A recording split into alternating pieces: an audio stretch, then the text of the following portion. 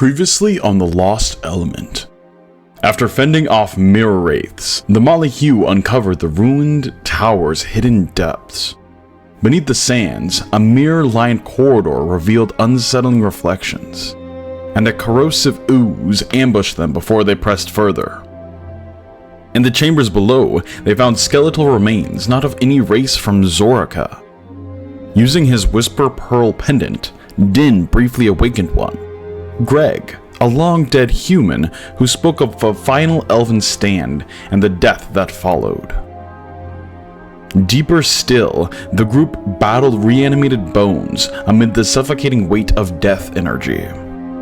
Among the wreckage, Asja discovered a preserved map, a rare glimpse into Arthar's past. But as they prepared to descend further, a voice echoed through the room, haunting and cold. It revealed itself as Hollowflame, promising the answers they sought, at the cost of life.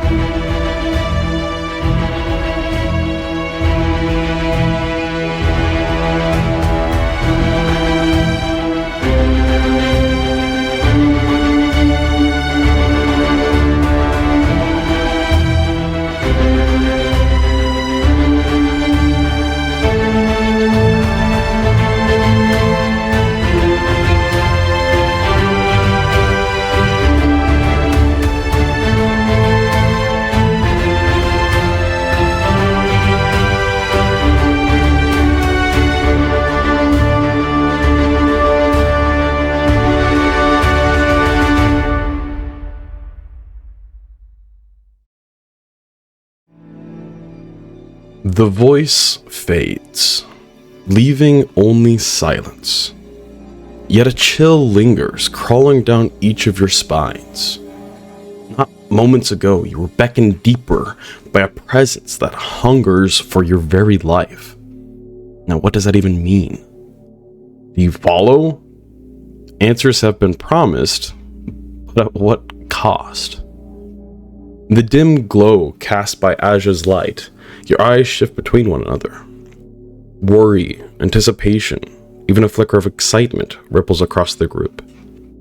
Yet, Din and Rhukkarrak carry heavier expressions, the memory of Damaris's warnings gnawing at them, a figure whispered only as Hollowflame. You stand now in this crumbling remains of an ancient ruin, the stone walls slick with moisture, droplets falling rhythmically from above. The air is heavy here, almost expectant, as though the ruin itself wants or waits for your decision. Do you turn back now? Or do you step forward into the unknown?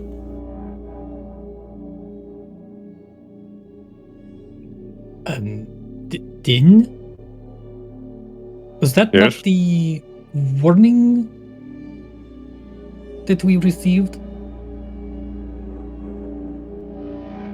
I think so. We spoke to Damaris, and this Hollowflame individual, he talked about him as well. He said he was a scholar from the Spire of Valtari, and he said that he amassed a lot of knowledge, but started performing experiments that were dangerous to him and others.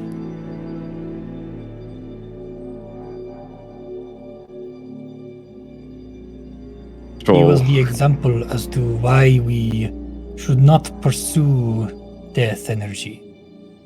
the sages of the Spire of Illumination actually banished him. Or that's what it sounded like. Are we sure we want to make a deal with this person?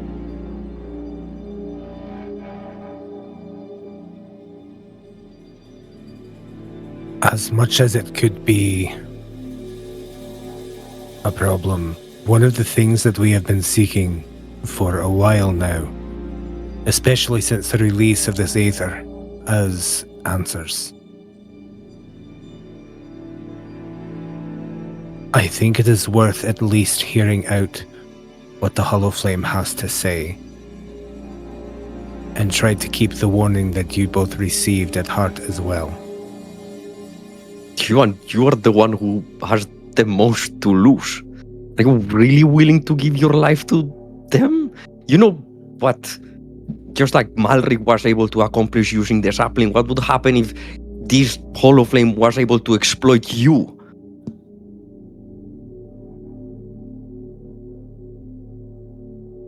If the trees are as powerful as they seem to be, I don't believe he would be able to exploit me for something like that. But I still don't plan to give life energy without answers to my questions. Question. Is that you would mark the third time that we're working for someone we don't know what they want. And the first time we just messed everything up and we actually didn't find much. The second time, well, look at how the world is now. And now what? But we do know what he wants. Yes, and you think we should give it to him? Asja is going to, at this point, just kind of quietly walk over to the top of the stairs and stop and look down.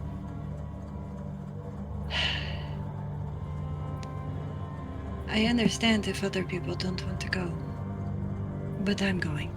Asja, please. Ruka's face will be a mix of different emotions, of worry, of a little bit of fear, and some curiosity. And he's just going to look at Din and then back at Asja and just silently start walking towards her. I don't have a choice. I need the answers. Like Euan said. Somehow, this is a burden. And whether you want to share it or not, that's fine. But we could stop seeing it as a burden and see it as a responsibility. And not just a responsibility to ourselves, but every single person that lives in this land. We don't have the great libraries of Mithril anymore. They're gone. Elendor's library was maybe the size of a tiny little apartment. Valtari? Hey, it was good, but not...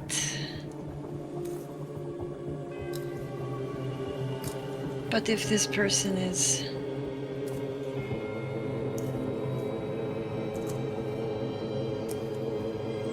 He will have answers. If nothing, I wish to hear his cost before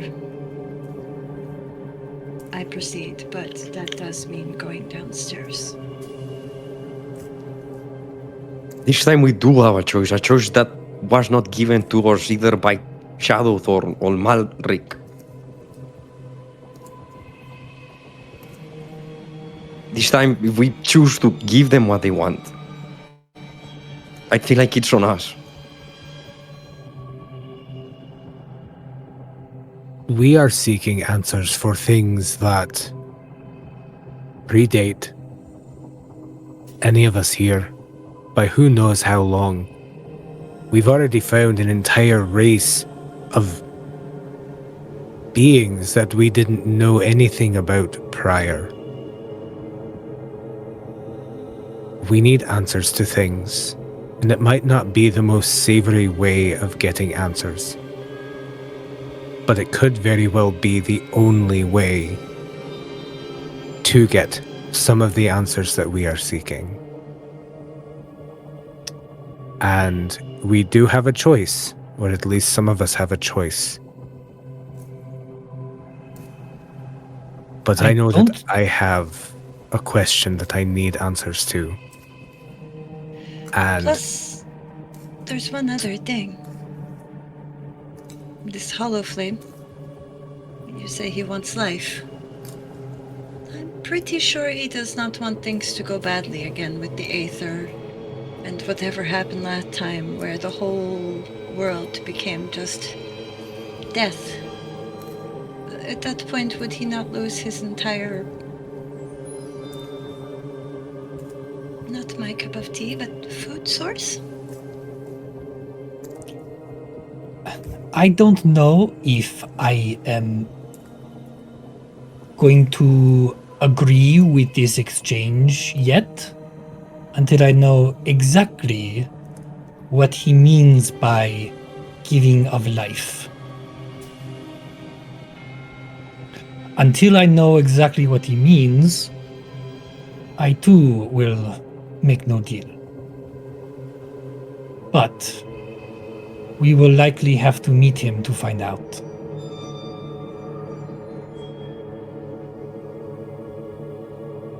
Within this room, there are wisps of spectral light that are floating around. Start to bob and float, almost like little spirits of some sort. No features that define like a personoid, but just these little ambient flickers of light that start to get a little closer to the group here and just bob and weave, almost in a a fashion of curiosity.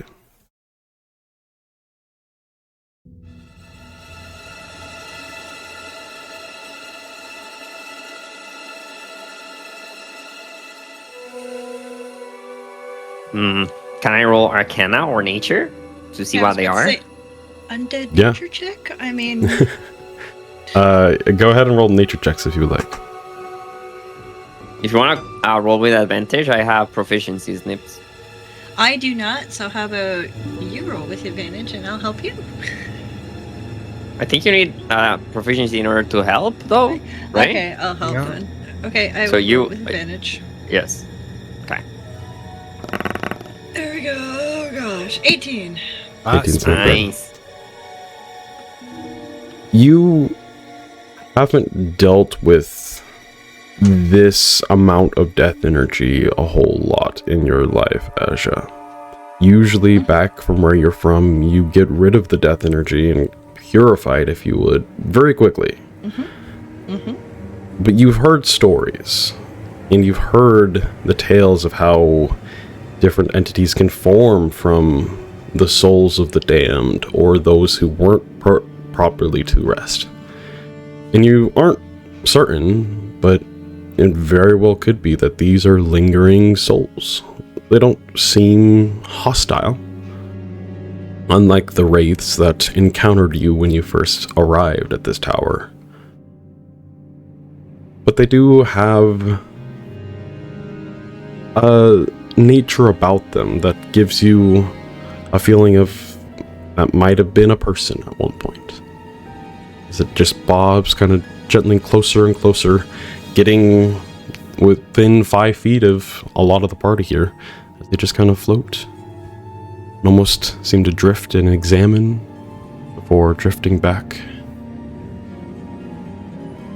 So I didn't roll because I'm not proficient in nature, but would Ruka have had any experience with these hunting around his home village? Maybe not these themselves, but maybe similar entities, yes. You don't And- recognize these But yeah, you've seen similar. Okay, and were those similar entities hostile or worrisome at all? It depended on how you reacted.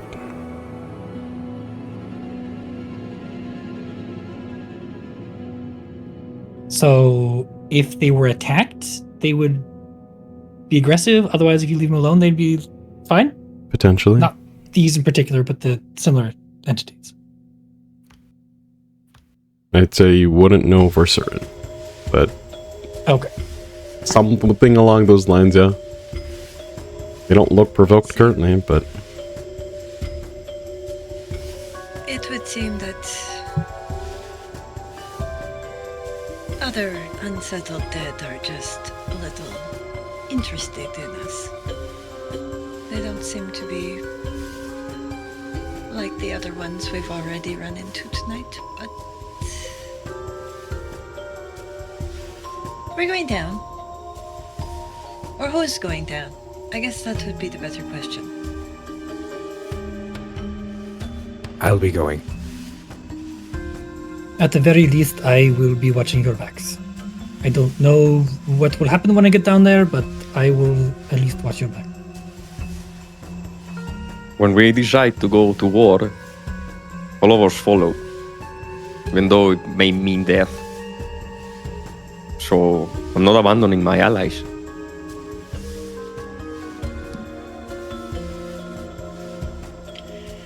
Well, I guess once deals need to be made, we all have our individual choices on whether we take the deal or not. We will still have choice.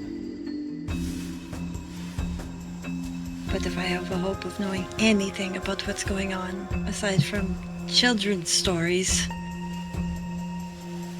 well, Isn't that what brought us this far?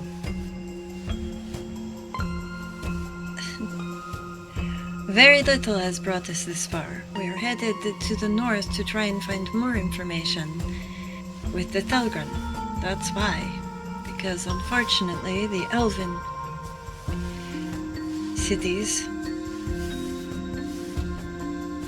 the elves made a very big mistake. They put all of their eggs in different baskets, and unfortunately the basket that was holding all of the needed knowledge and stuff like that, well, it got smashed. So it shows that maybe elves are not the smartest people in the world. Definitely not now without that library. Oh, it shows too. Example, then she takes a foot and puts it on the first step. Are you coming? We're all going? Let us do this. Let me at least try to heal your wounds a little bit before we proceed. I am okay. Rhukka, you would look a little worse. I can... Yeah, I was hoping to help you on. Yeah, she'll head over to Rhukka. I have healer's kit. Hope you're okay with this one. And I'm gonna cast Cure Wounds, first level, okay. on Yuan. Kind of like trying and like, I don't know, stealing motes of light from the cracks for Alamor to restore some of it. His hit points, 14 you get back. Nice. Very nice. That bolster of vitality surges through you, Euan. You take a sharp inhale of breath. It does settle some of the pains and slashes that you've occurred over the last few That's at least it's made hours half. here. Yeah. That's good. And then healer's kit for Rhukka. Yeah, so because Rhukka doesn't like being touched, she's going to put the healer's kit down. Open it. Okay, first you want to start with this, and she's just going to hand him all the stuff. So Rhukka, you can make the roll for the healer's kit. There we go. Yep, Well, he's gonna he's just gonna kind of look at you, and I think you would be better with this. I am not very good. Okay.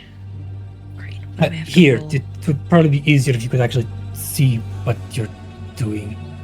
And he'll just kind Alright. of hesitate for a little bit and then drop his illusion. She goes to start and pulls back and gets this very stern look on her face. If you go to hurt me in any way, I have no problem stabbing you. Do we understand each other? I would not think of it. Good, I'm glad. Still worried about losing a finger.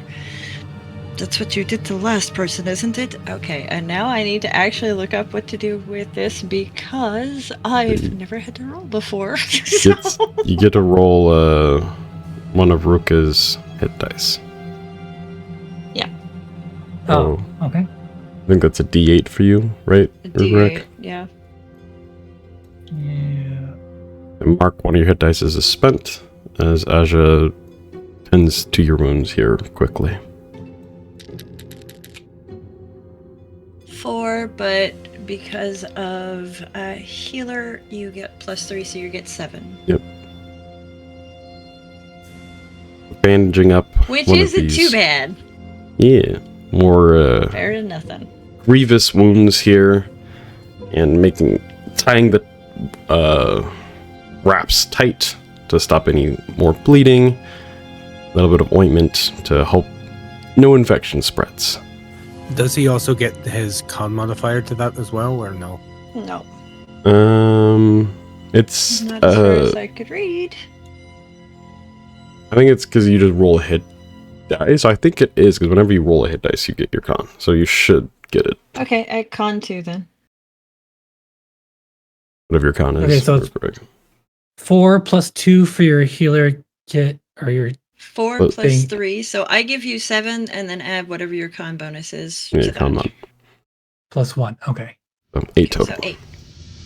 Hey, that's not too shabby. It brings you back up closer to 30. There we go. As Nope, that is definitely not. Asja finishes wrapping those wraps and helping Rhukkarrak there, then you just cough a little bit as you've all spent a long or another period of time here within this space. I need you all to roll Constitution saving throws for me.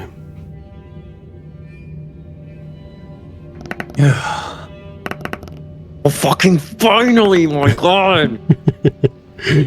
You did it. Euan did not. Euan very did not. That's not the right A Constitution boy rolled on that one. rip. Alright, so it's going to be 3. If you failed, the DC here is 14. So I And think that's, everyone failed except for Din. And this is minus our max? Yes, so 3 more Yep. hit points off of your maximum.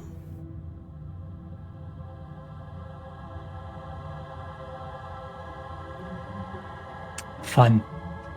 As you all just feel like that, it's almost starting to feel like it's settling in your lungs to a sense. And yeah, you just feel a little more tired. And Rhukkarrak, you know, or have you been warned about similar feelings? And no, lingering here is definitely not going to be good.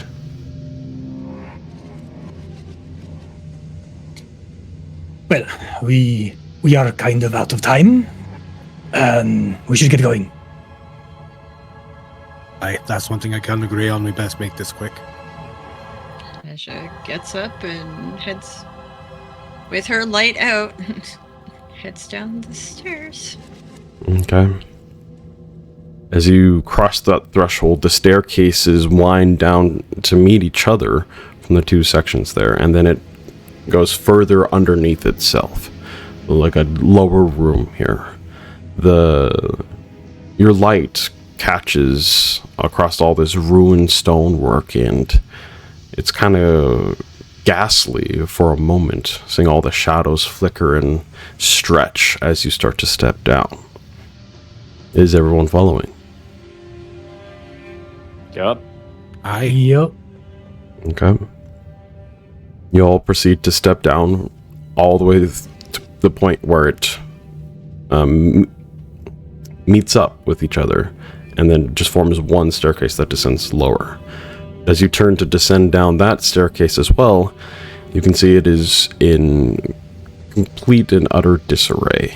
It looks like there's a large gash that has been torn through the runes here, almost similar to what you found in Virelanthe, that other ancient ruin, where there's this large chasm of sorts that is in front of you here. There is still bits and pieces of the staircase intact, but it is definitely not a fully functional staircase, and you will either need to jump across or find some other manner or fashion to scale. You can see the bottom of the staircase. It's only about 25 feet down from you. You can see where it flattens and levels out into presumably another room down there.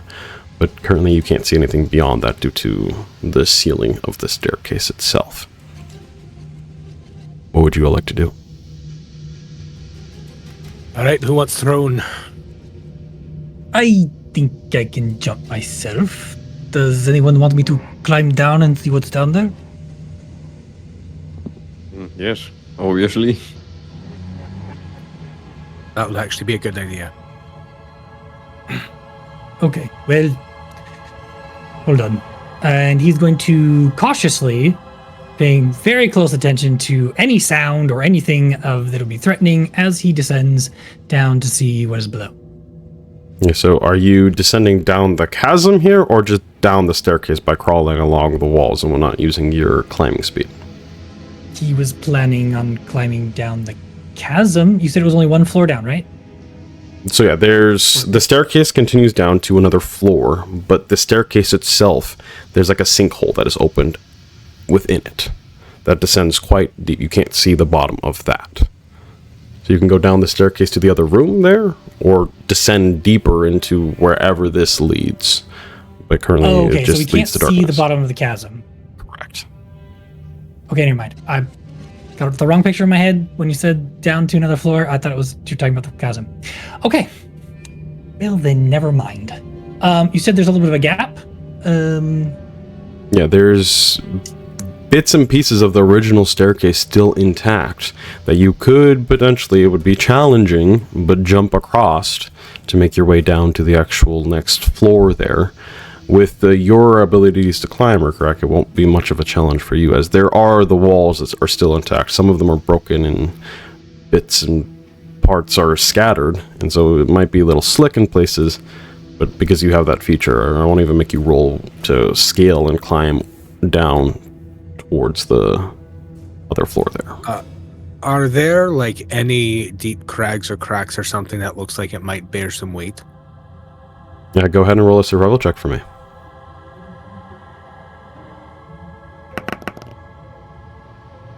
Seven. You can see the little bit of dust that's in the air, the moisture that is still, it's definitely, the deeper you get, the less moisture you experience here, but there still is that seepage from all that rainwater above that is making certain parts very slick. And trying to find a spot that looks very sturdy is questionable at best. You find some spots that could work, but you're not positive on their structural integrity. Let me kind of fill in the gaps of what I wanted to intend. I've got some rope in my pack, and I would like to tie it around one of my hand axes, and if I can get one of the hand axes embedded in like a crack or around some rocks or something where it would be able to hold, it might make it a little bit easier for those of us that can't shimmy and shake around the rope to get down, or around the walls rather, to get down. Right. Yeah, like I was saying, there are definitely some larger cracks. One of them you feel like you could wedge the axe in, depending on the weight of the person holding onto the rope there. Yet again, you're not positive on the structural integrity if it would hold or not. There definitely are spots you can wedge it there. Is the chasm more than 15 feet across? It's about the 25 feet down that stairway there. It's kind of a Okay. chasm. Yeah. Okay. Then yeah, he's gonna climb across. I'm assuming that Euan's gonna hand him the rope. Yeah, I can. I can tie it to the axe, hand it to you to see if maybe you have better luck finding something that can hold it. Well, let's see. And he'll. Well, no, because you said you're anchoring it on this side with the axe, right? Right. Okay, because I was assuming that you were giving the other end to Ruka, so as he goes across, he can anchor it to something on the other side. Think like a handle. That's not what I intended, but that is better than what I was thinking. So yes. Okay. Well then, here I go. Okay, so as Euan kind of wedges the axe into one of these more broken bits of rock, and you feel that it's pretty sturdy currently, and hand the other end of the rope to Rhukkarrak. What were you saying, Asja? Player is confused. You're going across. Is that where the other room is that's 25 feet away? Because I was understanding that was down. Yeah, so right now you're standing on where two of these spiral staircases meet into just one that descends. And that descending towards the next room that you're trying to get to is about 25 feet away, and that staircase is completely wrecked. There's all this chasm and sinkhole that is the entirety of it, pretty much. And so there's like dropping down there, you don't know how far that is down, but the actual other room that you're trying to get to, presumably, is about 25 feet away. Okay. Sorry, I was just really confused because the directions kept getting spit out, so I was like, wait, why are you going across? I thought the room was down, and so I just wanted clarification. Thank you. Yes. Yeah. I think, I was also confused. I think it was because it's at an angle of the stairway. Yes. So it is both It's across both. and down. Exactly, yes. Yeah, I was very confused too. Okay, so Ruka's gonna climb across and search for a good anchor point. Well, first he's gonna make sure there's nothing dangerous in the area, and then he's gonna search for an anchor point. All right. As Rhukkarrak, and you have to be somewhat careful here. Like, this is built into your feature of your climbing ability here, but there's several parts that do look very not stable, and you kind of test a little bit, and parts of rocks start to fall and crumble, and you quickly make sure you're secure before moving on. And so it takes you a good minute or two to fully cross the grounds there. Yet again, I won't make you roll for it, but you get the sense that if you had to do this in a hurried fashion, it would be challenging. But you arrive at the end there, and at this point, it becomes more of the same or similar structure like you were saying above. It is a lot more structured here. It seems like that one sinkhole kind of broke through, but there's now an actual room in front of you that's about a squarish 25-ish foot room. There's loose sand that you step onto that shimmies a little bit, but it seems relatively still. And in the middle of it, you see some sort of decrepit, ancient statue of sorts. Yeah, go ahead and roll a religion check for me. Ooh, boy. I am so good at religion. Yup. Hey. Oh, Nice! I'm 19. Natural 19, nice. While it isn't identical to the certain iterations of Alamor that you've seen in the Sunspire, there is a feeling about it that does give you a semblance of this was probably an ancient statue to Alamor. Even though it is very worn, very damaged, and ruined, but you can see part of the figure there still standing. What are the rest of you doing? I'm waiting on word that the rope and everything is secured on the other side. And then I'm gonna make sure, since I'm not too positive about the sides over here, that I tried to wedge the axe. I'm gonna hold the rope for the others to try to shimmy down across a little bit easier. Okay, so just an extra precaution of keeping that rope sturdy. Yeah, Right, because Euan can bump out his wings and fly if it becomes that dire of a situation. Right. To get himself out of it. So I think Dean would go like on a knee and would be looking down. Since I have a dark vision of 60 feet, I guess at least I would get, sight on some of the room, and I'd be looking for anything that might jump at Rhukkarrak, and just like be ready to shoot. Let the others know. Keep on the lookout for anything. Your vision is pretty limited because you're looking down and you mainly see the top of the ceiling of the staircase there. But you do see Rhukkarrak at the bottom there. He looks to have found something. And then if you want to roll a survival check to try to tie this rope off over in this area, and find a spot there to do so.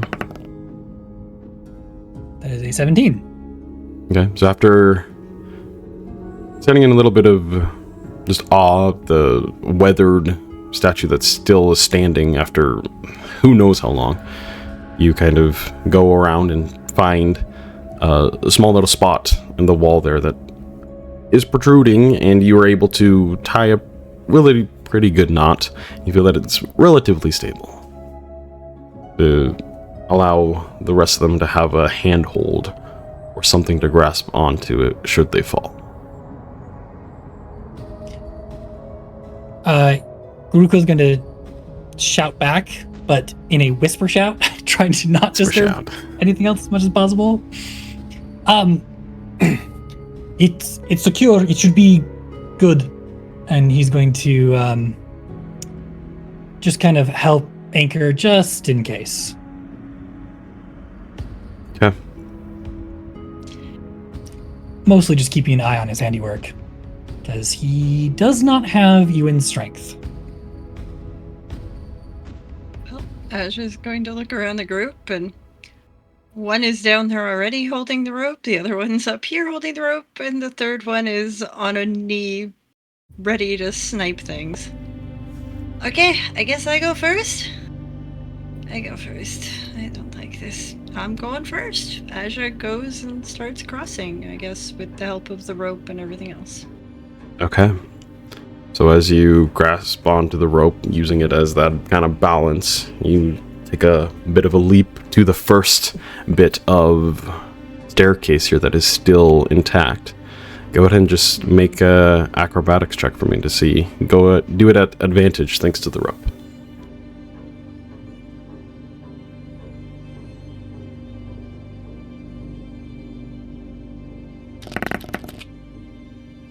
Ooh, 12. 12. You leap that's across. animal handling, what? What? No, I rolled the wrong thing. I apologize. But it's the same. It's +3 + 3, 12. We'll honor the roll. 12. You leap across, and it's about a little less than a 5-foot gap. It's not super far, but it's pretty narrow spot that you're trying to land on. And you do land on it barely. You almost lose your footing. You can feel part of it start to crack and crumble, and you quickly shift your weight to the other section of it that feels a little more sturdy as parts of it fall and clatter down into this chasm below. That is a success, but narrow at that. Go ahead and make one more for me. Normal, not at advantage. Still at advantage. You're still clinging onto the rope. Oh, 12. this is barely good weather. So once again, you jump across, and you can feel this is relatively easier going down here. It crosses your mind instinctively as you land on another one, and this one's a little more sturdy. But coming back up is going to be a bit more of a challenge, since you're able to... I have a different plan. I have a different plan for coming back up. I'm go. taking the express airway called Misty Step. Yeah, there you go. But yeah, it is loose. All right, and then one more for me now. If you can fully make your way across. Don't roll another 12. I'm trying. There you go. 15. That's There. 12 on the die. With this last one, you kind of Push you jump. off the cliff. Jump across and are able to make it down onto that kind of looser sand floor that Rhukkarrak is right there, kind of holding the rope just in case the structure doesn't stay stable. But you've made it down to the other room. She's gonna turn and in the same kind of whisper shouting, "That was not fun. Watch the first step. Kinda crumbly." And head into the room to make room for the next person coming down. You're next, brother. Alright.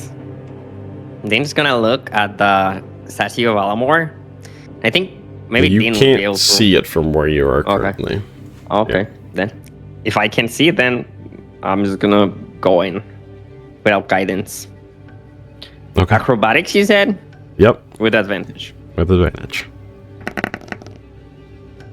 14 is enough. 14. Very light on your feet, you jump across and yet again kind of stable yourself on that smaller little foot stool, more or less. Go ahead and roll again. Okay, 18. 18. Jump across once more. Steady yourself. Hold onto the rope to give you more stability. One last roll. Oh, 8. 8. With this, you grab onto the rope for some stability, and what Din should do is there's like 3 little platforms to jump across that Asja did, but you feel pretty confident here, and you you skip one more or less, and with that, you feet land on the thing, but it's to the point where it's too much, like the structural stability of this was not ready for that, and so it starts to crack and fall. You're going to need to roll now athletics saving throw to see if you can hold onto the rope now to pull yourself across. An athletics or a strength saving throw? It's just athletics currently, and we'll see if it will be strength saving throw in a minute. You still have some time to react.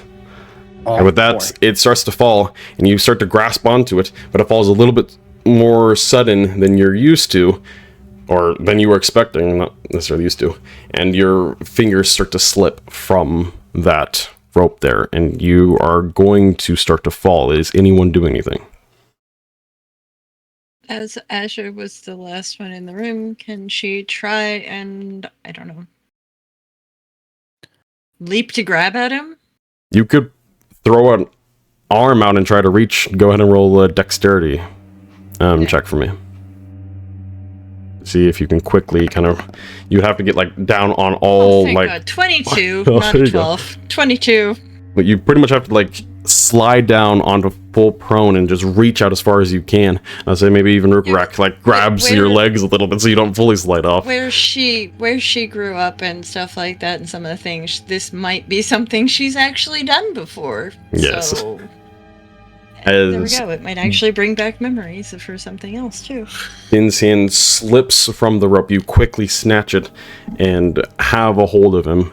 Now go ahead, Asja, and make a athletics check for me to see if you can pull Din back up. Not a super high DC, but...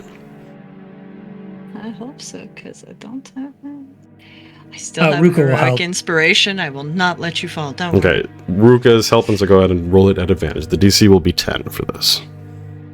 Din's not super heavy. No. Just a little gnome. There you go. 16.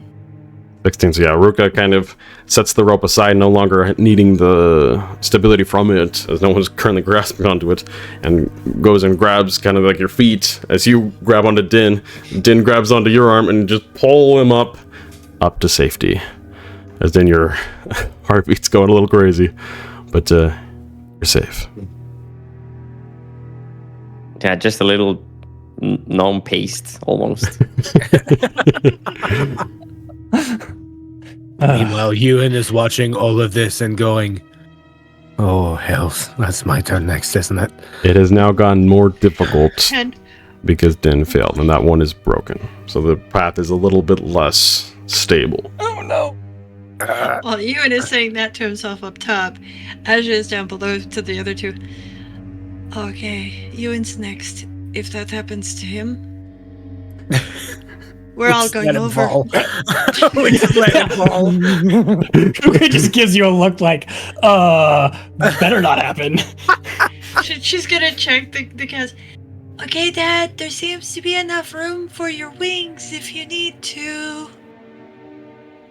Careful for the I first step and certainly the hope last step. so. And Euan's gonna close his eyes, gulp, open them, and make his first leap of faith. All right. Go ahead and roll acrobatics here with advantage. Oh my god. 15. Okay, you land on that, and it seems like Arena through this. I would laugh. Right? Euan with his -1 to acrobatics. you kind of claw onto the wall a little bit to slow your descent a little bit here. Land on that, like, maybe a foot by a foot little platform here that is still part of the staircase that is still intact. And you steady yourself and are able to continue. Go ahead and roll I again. don't like this. He steals himself again and makes the jump. That's an 11. With that, you jump over to the other side and land on it for a moment, but it starts to shimmy and shake a little bit, and so you grab onto the rope a little more, and unfortunately that earlier survival roll was not super high. So as you It really put the wasn't. extra strain on that, the axe comes free and the rope starts to dangle and the axe starts to fly towards you. So you don't have a rope on that side.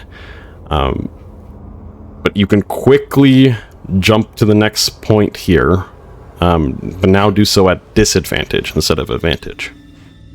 Yeah, I'd say he's gonna, since the rope came free, he's gonna continue holding onto the rope. So that way, if he falls, hopefully he can stay holding onto it and just climb back up it, since Rhukkarrak tied it off on the other end. Right. And he's gonna hurry and make a second jump. And is With a not 10. high enough. You try to position yourself so you can get enough leverage to jump off of here to the lower platform there, but it just unfortunately crumbles underneath the Euan's weight there, and you just start to slide and fall. As Euan is not close enough to grasp by any means yet. He's still probably 10, 15 feet away from you also. Unless you're Mr. Fantastic with those long arms, you're not grabbing him. And so you start to plummet. What is everyone doing? Rhukkarrak desperately, hangs onto the rope and, is making sure that his anchor is stable. Yep. Dad, now's the time. Spread them. I think Euan is gonna wait to see if the rope holds after it fully extends and try to climb up. But he will, if it feels like it's going to be a bad position here, he is going to bump out the wings and fly up. Okay, we'll get to that in a second. Din, are you doing anything? Yeah, can I run up to Euan and touch him for a guidance? I think by now that we're down You here, mean Dean would be able Rhukkarrak? to. Is Euan's fault? Yeah, Rhukkarrak, sorry. Okay, yeah, I was like, no, you can't Sorry, touch yeah, Euan. Rhukkarrak's trying to help him. Yeah, sorry. Okay, yes. Yes, you can do that. As you look towards the statue of Alamor and your higher religion, I won't even make you roll for it, you can definitely recognize it as that.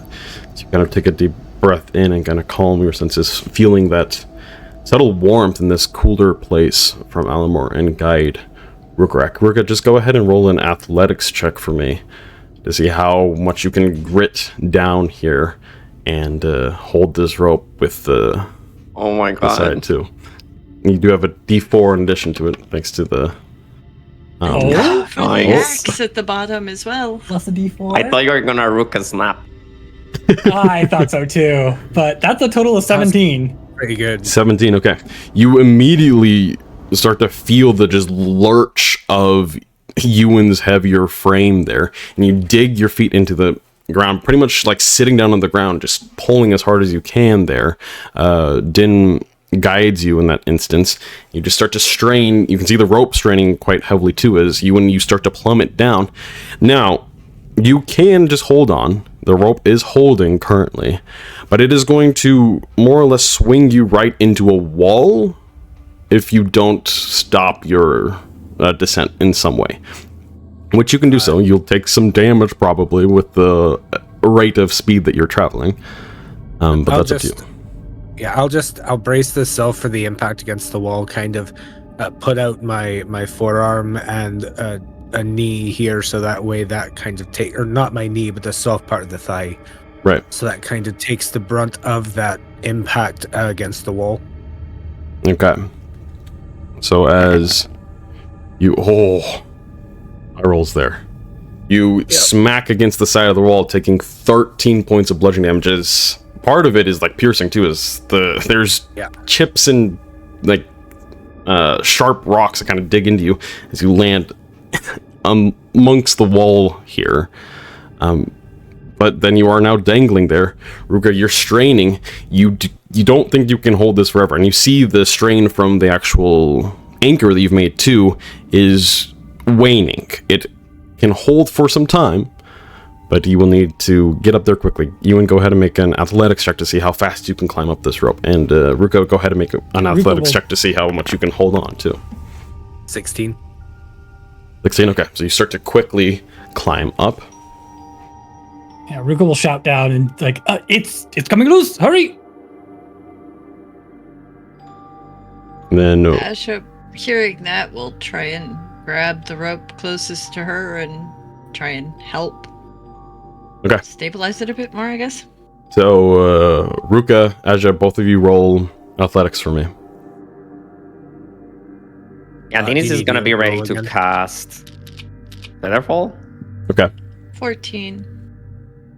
14, and then 10 from Rhukkarrak.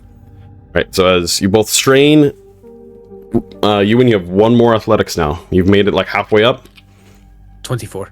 24, very nice. Alright, with that, Euan reaches the surface, throws an arm up, and pulls himself up to the floor there, meeting you all, breathing heavily. You all are on that floor now. The stone is not going to eat me that easily. Thank you to all of you. Well, I'm just glad that you had the idea with the rope. It was good. Are you okay? Can you walk? I am a little banged up, but I've been through much worse. We need to get moving. This place is very deadly. I hope we have a solid plan for getting back. I can probably get across that relatively easily, but I can get across without the problem. It's the biggest reason I wanted to save the wings and not use them here if I had to. I would rather have them accessible to fly us back up. For those of us that can't get up there ourselves, it would just be easier that way. Ah. Well then, let's hope we don't need it in our combat. Oh, I mean... let's hope we don't have any combat at all. Shall we? And so as you all recollect to yourselves a little bit here, after that high adrenaline moment, you all stand up, you all see this central statue of Alamor. That's very weathered, very ruined, but it still does have that sense of light, almost, in this dark, decrepit place. This room, yet again, is about 25 feet across, so not huge. It's a squarish room. There is a corridor that leads towards right across from you, but it seems like there's a complete amount of rubble that has encompassed that corridor, and it doesn't look passable. Then there is another doorway. There's no door here. You would assume that if there was one, it has long rotted away. That leads into another chamber that you can just barely see the entrance of. There appears to be some sort of light emanating from that room. Very faint, very dim light. Asja, who's been kind of taking the lead, will... I'm going to the way that has light.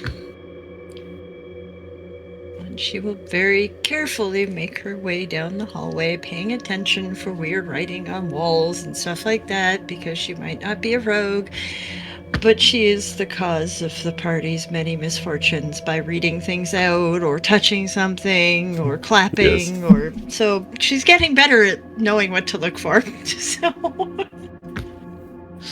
Yeah, as you kind of progress and make your way towards that other room, this interior chamber here, even though it is very ruined, let's have both, let's just have everyone roll religion other than Rhukkarrak, because you already did so. Religion, my greatest skill, with a 3. I'm proficient in it. I got Aye, a 16. very good. 18. Okay. Not much more gleaned from that. There's just... It's a little bit better condition down here than it is the floor above, other than, well, the staircase that has fallen away. And you can slightly notice that, but other than the statue of Alamor, the walls are still very damaged, and there's like sand, little bit of droplets of water that continue to fall from the ceiling there. And this like Alamor's statue, like their likeness is kind of like a nail for like just like a vague humanoid shape, or what?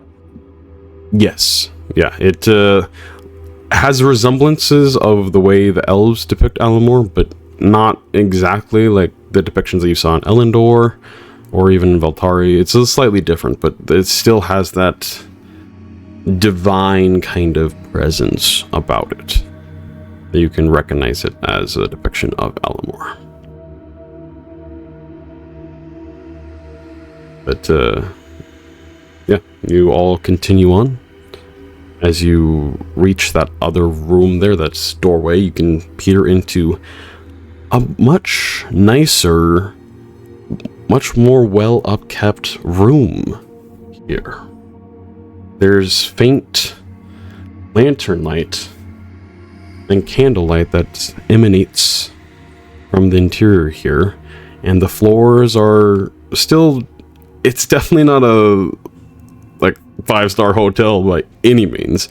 It's still quite ruined and ancient and decrepit. But in comparison to even the room that you just were in, or especially the room above you here, it's quite a bit nicer. You can see there's shelves of wood that have books lining them. You can see some sort of study implementations like glass beakers and different alchemical components that could be to craft some sort of alchemy or potions. And within this room you see a large glass tomb that has runes etched all across it. And as you get a little bit closer, you can see within it lies a very, very old, very, very decrepit, yet maybe alive figure. As they lay down in this pretty ornate clothing, it's hard to make out all the details. That's kind of what you see from the doorway here. Well, as they reach the doorway and they're all together, Asja's going to reach out. Might as well have manners. Knock on the doorway. Mr. Hollowflame? You invited us to come down. Can we come in? Do you think that's him? I don't know. Kind of echoes through this chamber here slightly, as the runes on the tomb there glow a little brighter for a moment. As you just hear... I think it's him.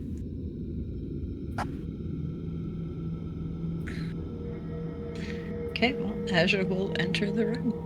not too far in and kind of spread to the sides that she's not blocking the doorway, but she's not like running up to the tomb going, ooh, but she's like a couple feet in, hesitantly moves to the side, waits for the others to come in and stuff like that as well, but taking in everything in this room. Din is gonna cross the threshold, but just that, like, that's as far as he's gonna go for now. And yeah, I'm gonna try to look around, see like what I can recognize, or maybe like what can be useful, or like there are traps. I don't know. I'm just gonna be like on the lookout for anything other than the glass coffin, and then that's it for me for now. Yeah, go ahead Euan and visibly shudders before he steps in. go ahead and roll a perception check for me, Din. I'd say Rukka's going to be similar to Din, looking to see if there's anything that he recognizes or seems dangerous as they're entering. Okay, I got a 22. Which is very good. This place, yet again, is much better upkept. It's still old, and you think it's probably been several years, if not a couple decades, since someone really stepped in here, but it hasn't been centuries like the other places you've perused thus far. And this place looks very much like a study. Like, there's all manner of books. You can see some couple open tomes that are flipped to various pages that could hold information lost to the world, but much better and intact than the library, if you even want to call it that, above you. The room itself is about 20-ish feet long by 10 feet wide, so it's a little bit of like a rectangle. And at the kind of one wall there's the glass coffin tomb thingy-mabob.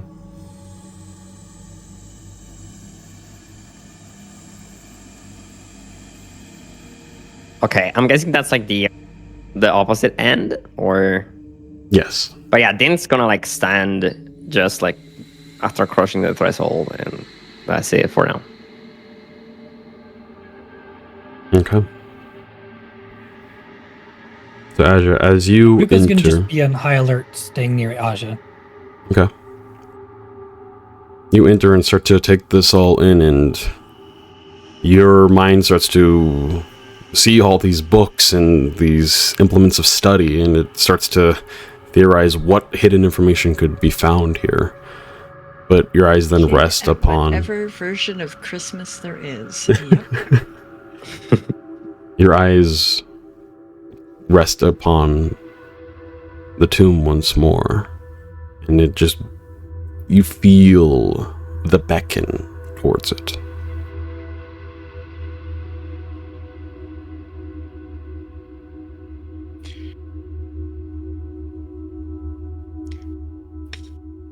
She shuffles her feet for a minute and looks at the books. At least can she as she's trying to resist the going over to the glass tomb,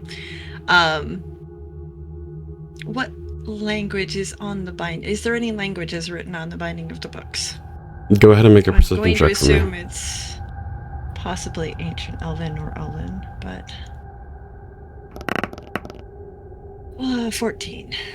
14, so it's a little difficult to ascertain, as you would need to get a little closer to them, but as you're kind of walking around, you do see, you can read it. It looks to be Elvish. It definitely is not like maybe modern, common Elvish. Maybe there's like a little more of a ancient feel to it, or a couple of years, or several years past. But medieval Elvish instead of like Bronze Age Elvish type deals. Yeah. Okay. Yeah. Well, as she'll slowly be making her way around the room, eyeing the books up along the thing, and then not get too close, but she'll arrive at the glass tomb and look in. Next time you could just ask me to come over. I like your library, though. As you get within 5 feet of this tomb, not the tomb, the tomb. It's a tomb of tomes. Yes. You peer down and you see a little more clearer now the not necessarily corpse. You wouldn't call it that. But it does share some similarities. This weathered being, elven in nature, incredibly gaunt and skin that is pulled to the skeleton. Like no moisture has found this individual's body in decades. They are currently... looks like they're dead. Eyes closed. And kind of a peaceful demeanor there. But as you get closer, the runes flash once more. And suddenly, reality tears away as the world around you starts to dissolve into swirling shadows and warped shapes, smearing together like paint on a canvas. The horizon starts to bleed into itself, every detail becoming unstable, blurred, shifting. The air kind of tilts with dizziness as you're just kind of overwhelmed. You don't appear to be in this study anymore. You can maybe recognize the faint outlines of these dunes, but they're just shifting and swirling.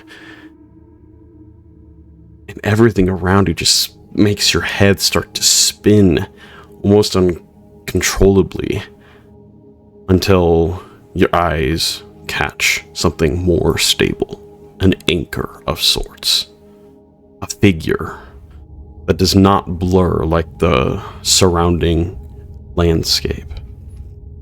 He stands tall and deliberate, an elf of haunting presence. Inky black hair is bound into delicate braids. His posture is sharp with purpose. His skin glimmers pale as Lunar's light, but it is in his eyes that hold you. Hollow sockets, burning with shadow flame that shifts into an eerie cold blue as it dances within. He stares into you, those motes of fire piercing past flesh and thought. Though at first he seems distant, that illusion shatters as in an instant he takes a single step and suddenly he's right in front of you. Welcome to my realm. It has been a while since I've had company.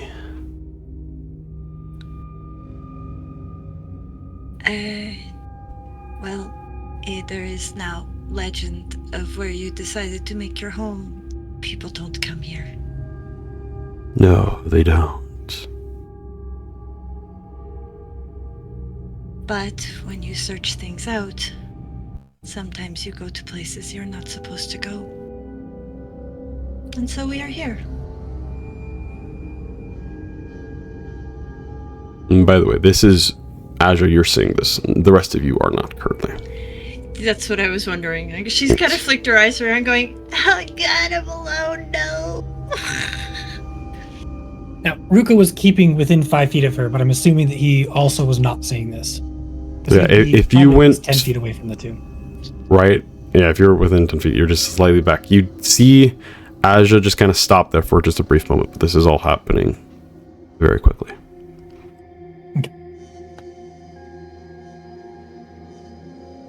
I can see your mind plagued with questions.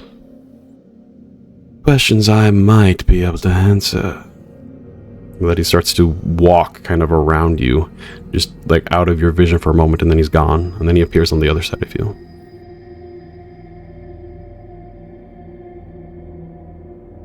I do Tell have me. a lot of questions. What is it you most seek?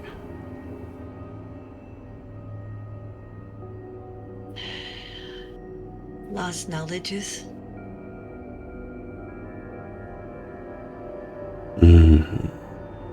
Knowledges that a scholar like yourself might possess. Knowledge that has Not been information lost that to the commoners of the world. Nothing is lost or truly made lost. taboo.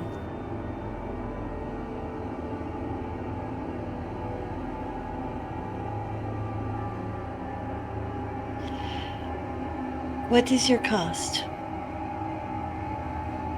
I've learned that nothing comes for free. So what is it you want? I know what I could offer, but I want to hear from you first from you. What is it that you want and desire? He steps you around once more to the point where you're both facing each other once again. And puts a hand up to, like, your face. I feel you have so much of it.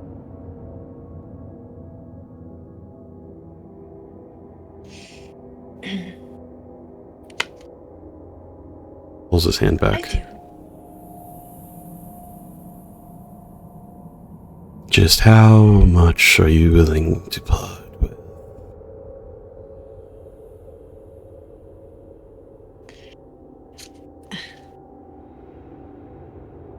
Is it my life you want, or is it just life? Because I have a counteroffer. Again, I think it's one that might intrigue you. Are you willing to listen? I don't see why not. You have my curiosity.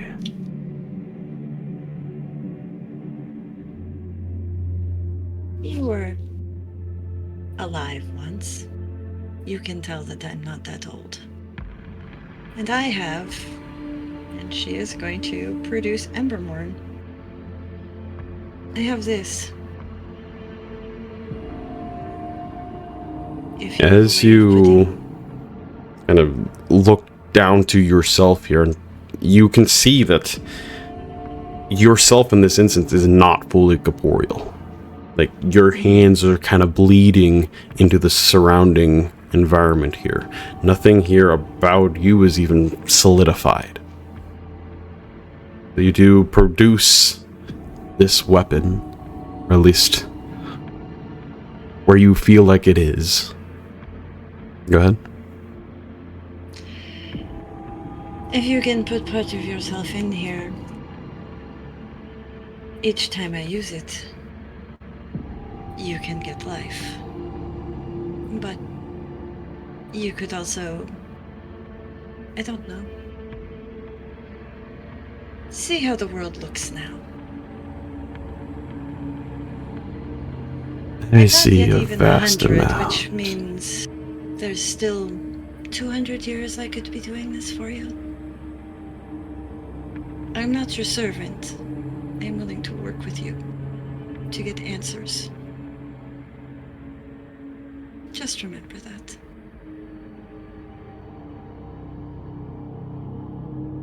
What you offer is intriguing, but uncertain. Before me now you stand here, a beacon, a moat, life. What are my assurances that something along what you propose won't just be discarded?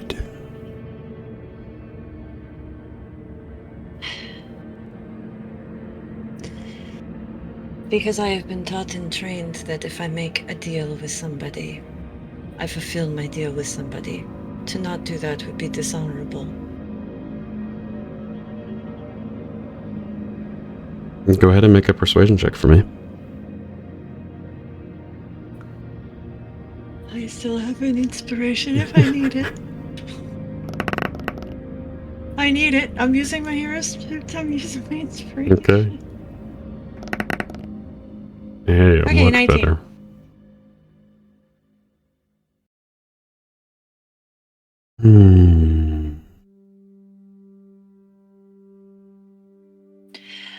Also, I've been tasked, I guess, with the responsibility of this whole aether. I am sure we will come up against many people who I could use this sword on, and who would deserve this sword being used on them.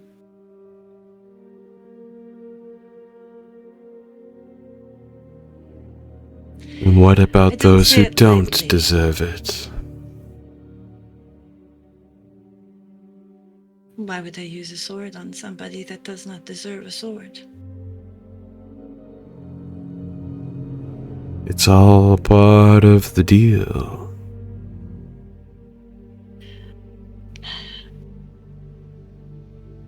Each time I use it, my own life force will be taken from it. That is part of the deal with this sword.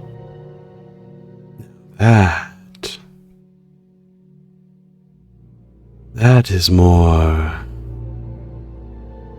Tantalizing? That's a good word for it.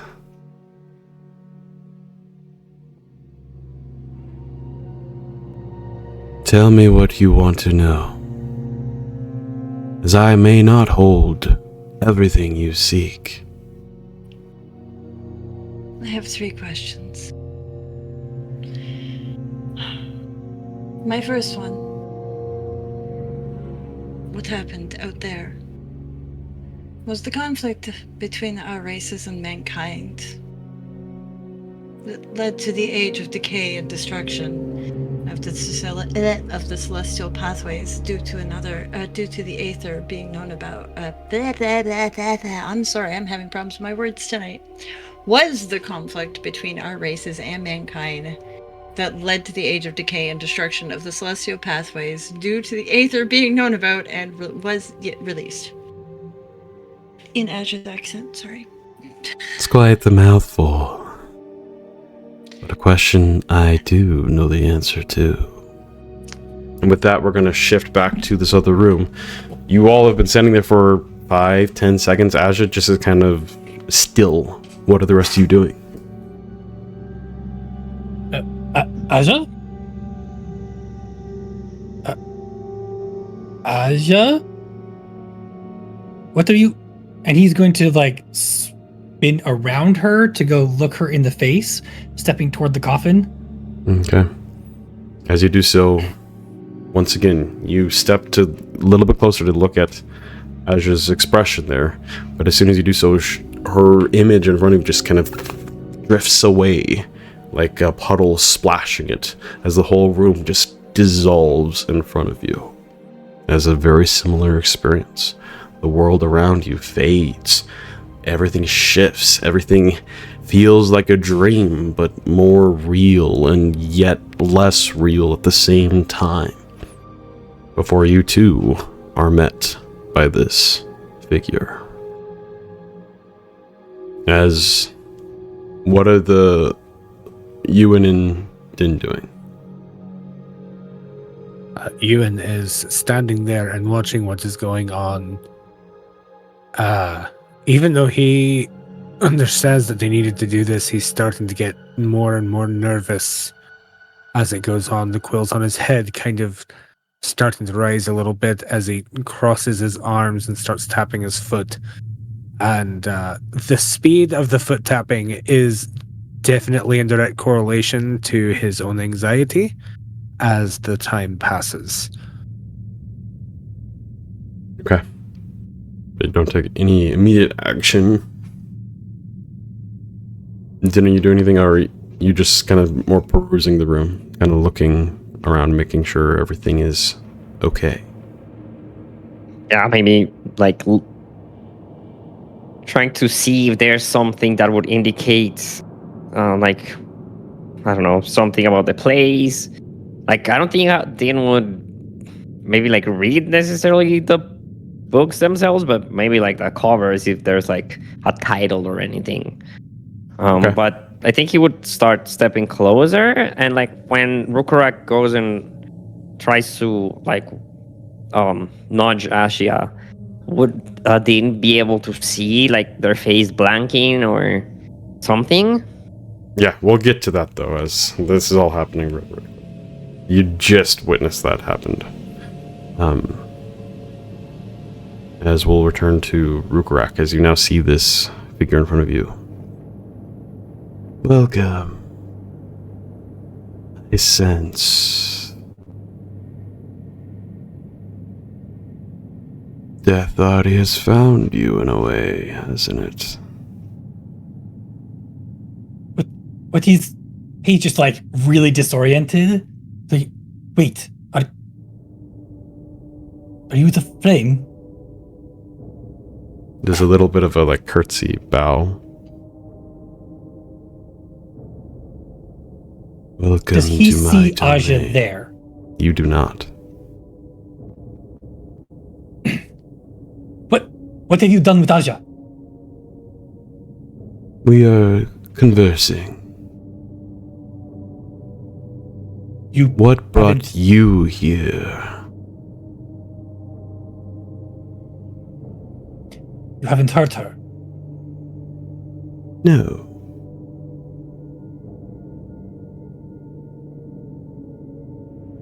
And he visibly relaxes a bit. And like he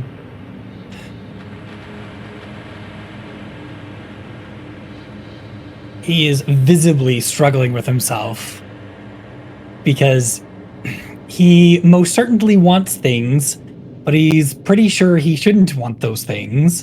And so his emotions are playing across his face. As you're kind of stumped there for a moment, he pipes up. I can see the inner struggle.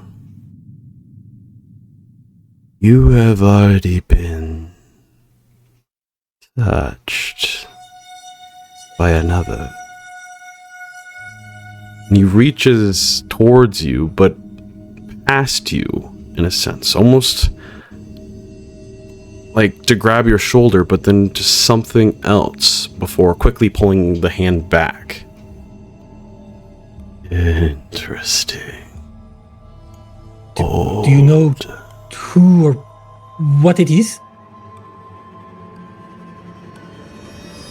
I do not. I have theories. And I can share those with you if you'd like. Starts to step around you once again. And every time he like passes right out of your vision, he's gone for just a brief moment before reappearing on your other side. For a cost. You said you needed life. What did that mean? I don't think it's a too abstract concept.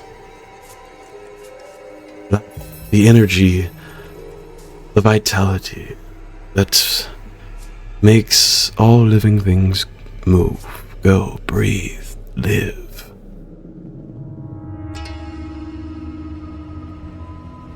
And you want this from me? From you? I did From your not friends? know it could be. From anything? Did not know it could be bartered. Anything can be bartered.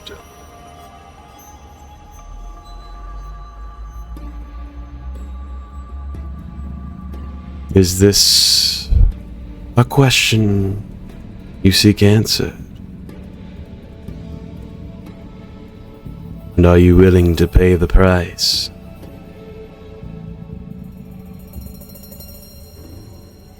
He is struggling with himself, and what is the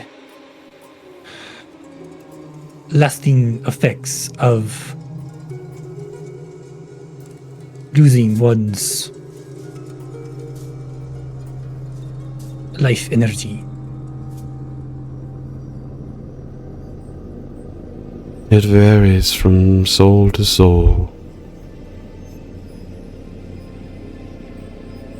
I found it quite pleasing. to be rid of it. And with that, we're going to shift back towards Asja. Is this the question you most desire?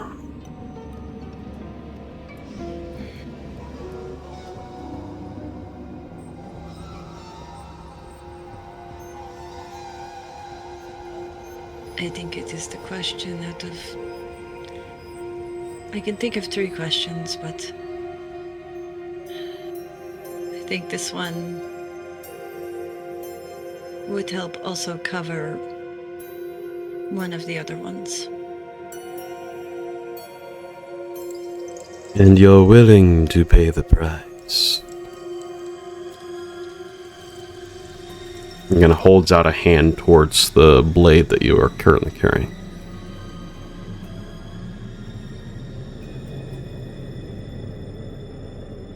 It is what I've been trained to do. And she holds it out to him. He grasps it. Pulls it towards him. Kind of looks it around. And as soon as he pulls it away from you, it completely materializes into, instead of this faded to the point where you couldn't really see the edges where they met with the world, it like materializes into the blade you know. Mm-hmm. The Aether is an ancient power. One that I don't know a lot about, as it was even blinded from my senses till recently. But I do know that the humans did invade this land because of its discovery. Or use, more or less. Human, mankind. Okay. One and the same. Humans. They came from a land not of our own. Yes. And thought a world not ready for their, well, aggression. But they too were not ready for the forces that play amidst our world. Death ravaged the lands, and with it they had to retreat. It was too late for the people of this realm. The world had been killed.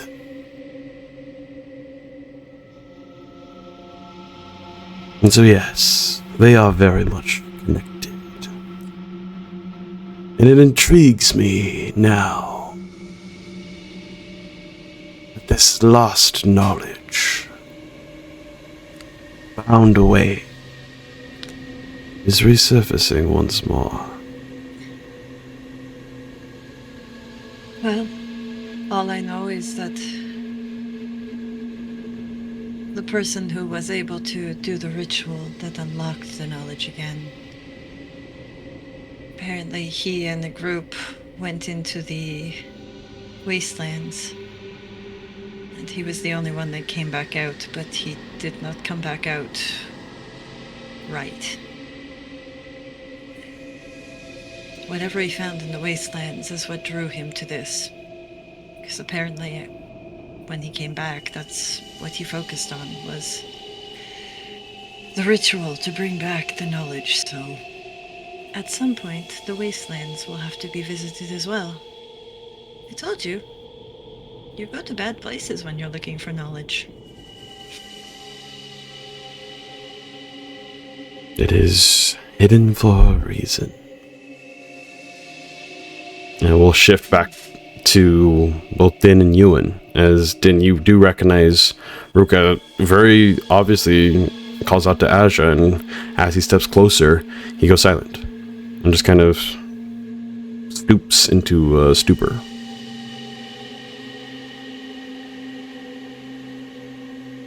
Din's gonna look at Euan and say, I don't like this. And Is there like any visible change in Asja? Not currently.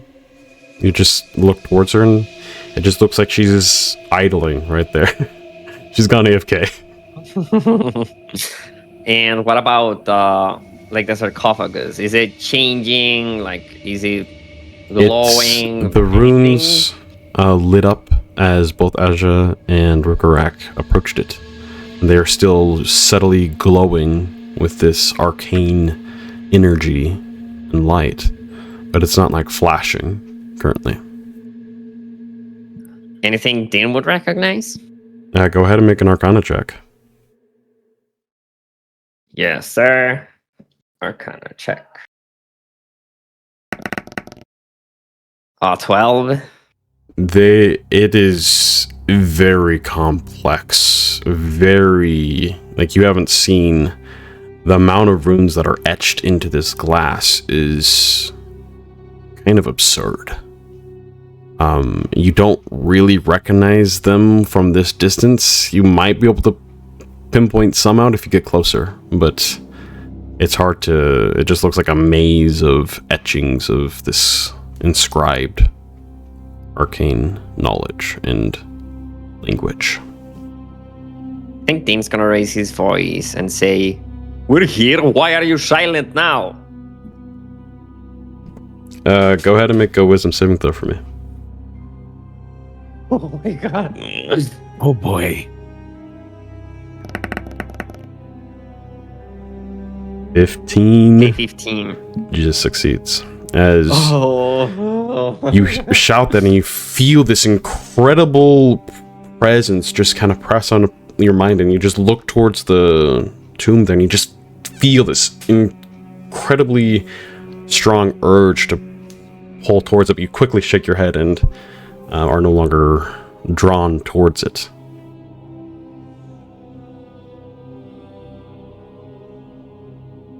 Okay, I think with this, Dan is gonna like recoil a little bit and like take a step back and like, yeah, like be right at the threshold of the room. Okay. You and anything you're doing? I mean, seeing Din do this and react in this way, Euan is going to ask, what was that? He's also trying to piece these things together and trying to be patient, but his anxiety is definitely starting to grow.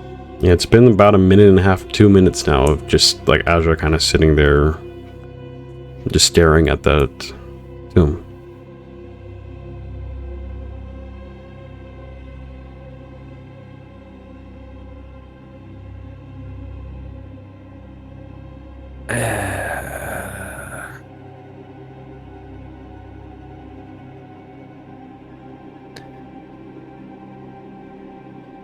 Alright, well, while Euan makes up his mind of what to do, we'll return to Rhukkarrak. Yeah. As you're lost in thought of, should you seek this knowledge out? Are you willing to pay the price? As Hollowflame is currently just like circling you, staring in with those motes of flame as eyes that just, every time you like glance up to them, you almost have to break eye contact almost immediately, just with how much of a unnerving presence that they linger. Yeah, so hearing that this guy kind of exists without his life energy, he actually kind of settles a little bit, thinking, oh, maybe it's not that bad. And then he'll get a questioning look and just like, wait a minute. If you're okay without it, why do you want it from us or from me?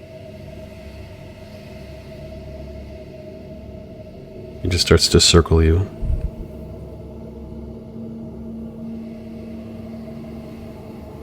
It calls to me.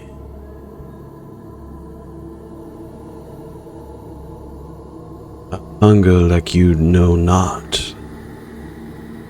A hunger not of consumption of food, but one of something far greater. The price I paid, and continue to pay.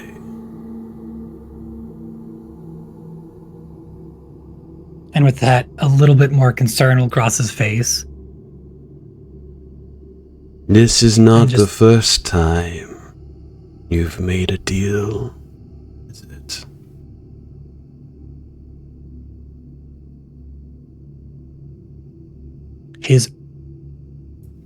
He'll just freeze at that and look at him like, what do you mean? Is it this patron or whatever it is that Asja's telling me about? Is that why I have these powers? Is this the knowledge you seek? And are you willing to pay the price? I need a way to get rid of the death energy on my home. Can you give me that?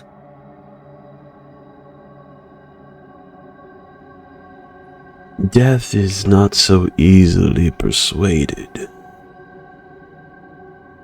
I cannot give you an all-out answer, but I can point you in a direction that might find your desires accomplished.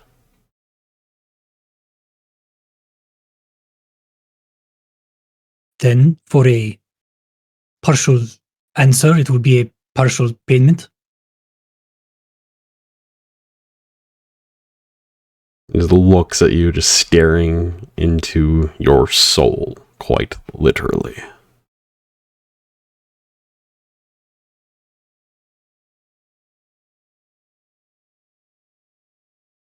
A payment will be made.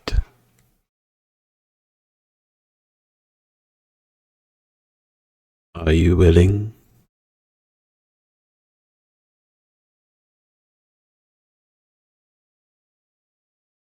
Okay, so player's main concern is how much. Actually, I think that's also Rukka's concern. And, does he get a sense of this guy wants like his entire soul, or just a small portion of his come on, just sell your soul to the devil. No.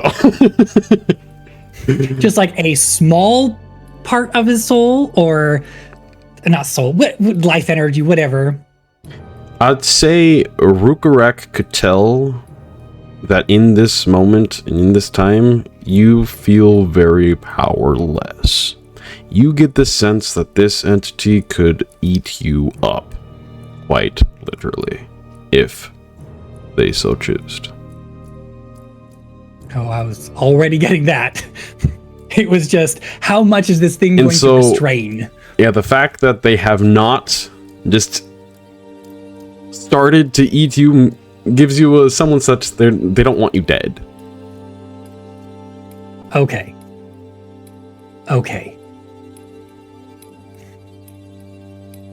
Then he will turn to the Hollowflame and say yes. Good.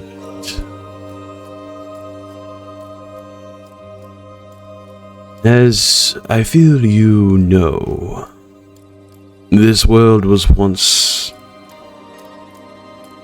shadowed by death in all of its aspects.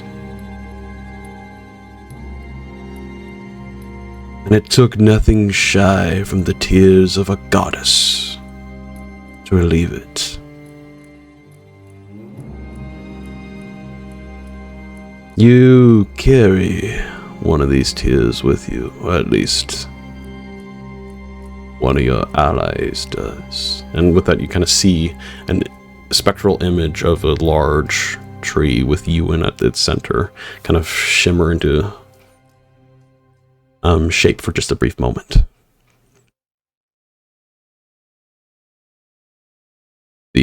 These tears are the key to what you seek.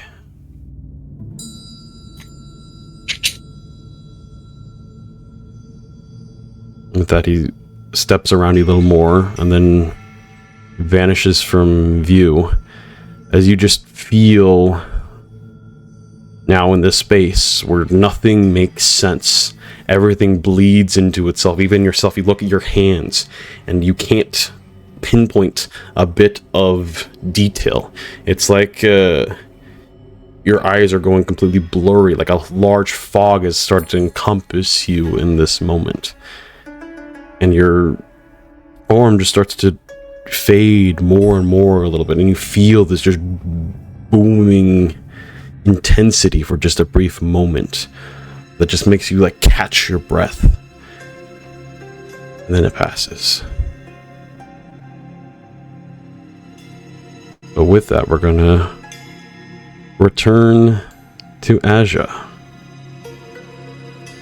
as the Hollowflame holds the sword in his hand and swipes it around a little bit before resting it down on his hands. You had 3 questions, did you not? I did. Each one comes with a greater cost.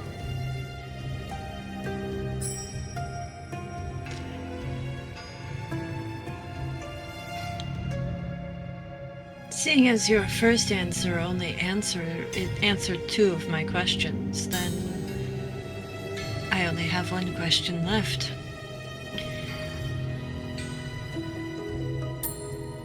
But if And that will you answer, ask it? What is it you want this time? More of the same. It's still kind of balancing the blade in the 2 hands. A larger piece, if you would.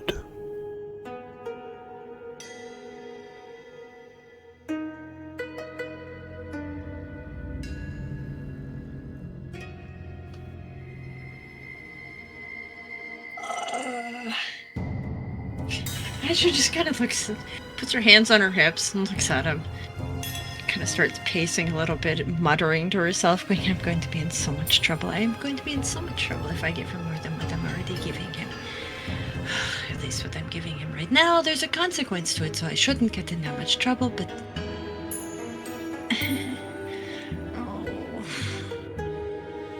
It's okay. I will look in children's books for the rest of it. Very well. An understanding that there is a greater risk coming. If the knowledge of the Aether being unlocked brought the humans the last time, what's to stop them this time from coming again? That's more important to me than the information for the other thing. It was not the knowledge alone that brought them, but the use of... Well, with the way people are racing to find it, if I don't find it first, that will happen. And there will be more... What was his name upstairs again? Greg's. Oh, you spoke with Greg, did you not? No. Yeah, no, he's a great guy. He's my A few favorite. No. questions. Oh, yeah, no, very talkative. Very well. With that, he like brandishes the blade in like a posture here, and goes and slices it down towards you. Do you try to block it?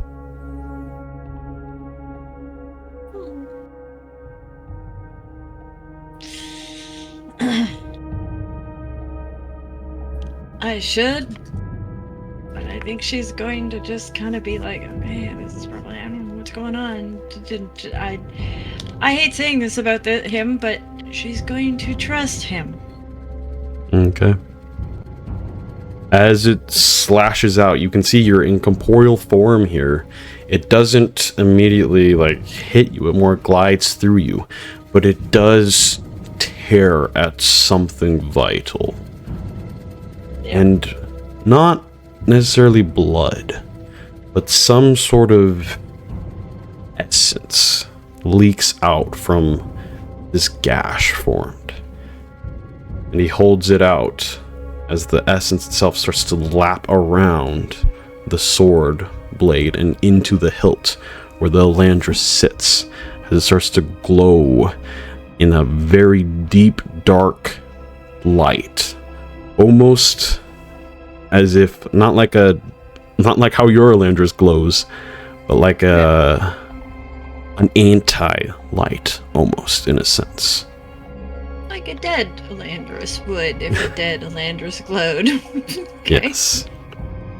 Awesome. We'll return back to Euan and Din. With this, you see Rhukkarrak kind of lurch for a moment, and then very quickly after, you see Asja kind of recoil. Not to the point where they fall on the ground or anything, but definitely something is happening. At that, Euan is going to rush forward towards the sarcophagus. I think his intent is going to be to try to pull them away. Okay. But not I don't getting think he's going to succeed. Super close. Well, I think that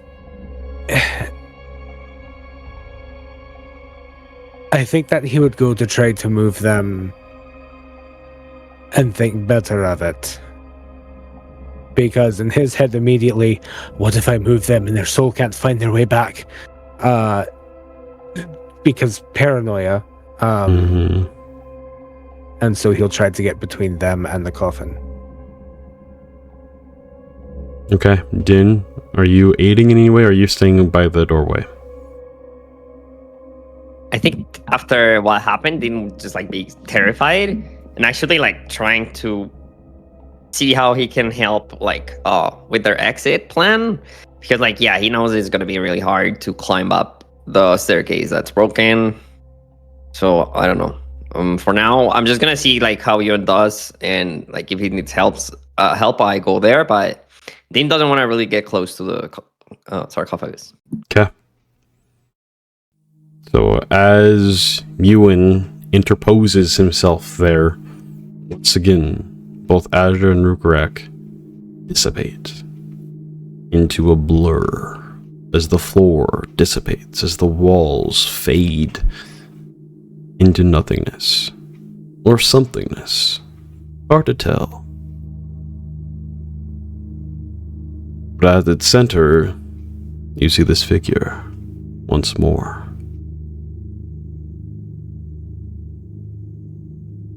I was wondering if you'd come see me. What have you done to them? Only what they agreed upon.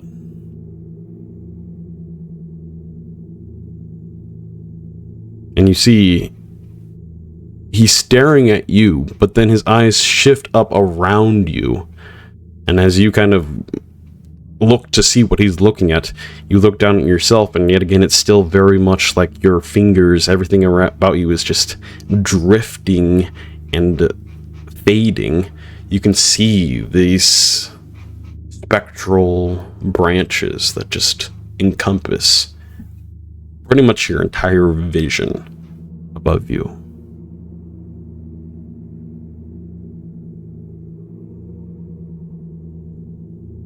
You carry much.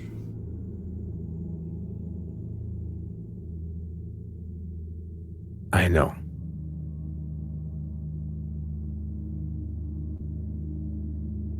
I can sense a question that you wish to ask, but you don't know if the price is warranted. I have very little to be able to pay your prices with. You have much more than you think.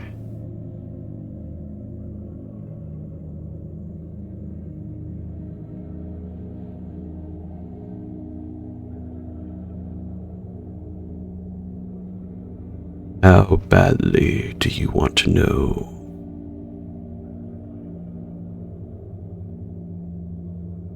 Euan will grit his teeth.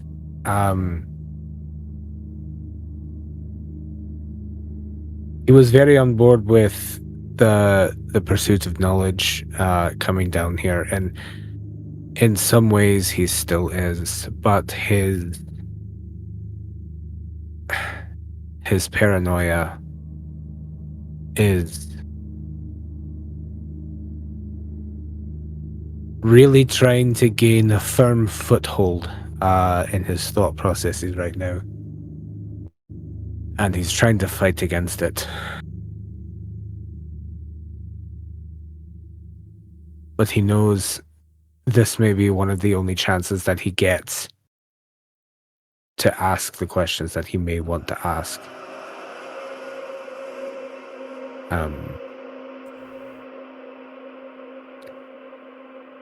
If you already know it, I would ask, what is your price? I have told you already. Life. Something you carry a lot of. And I only ask but a sliver. Pun intended.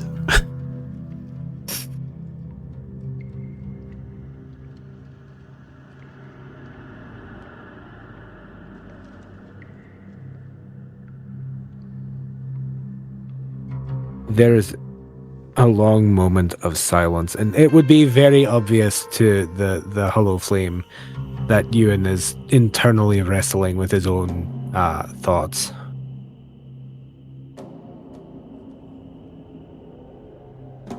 And after a few beats of silence, Euan's voice, far weaker than normal, almost under his breath, as he's afraid to ask, just out loud in case the price is more, if that makes sense. Right. We know that the trees ended the age of despair. How? What role did they play? What role do I play in all of this?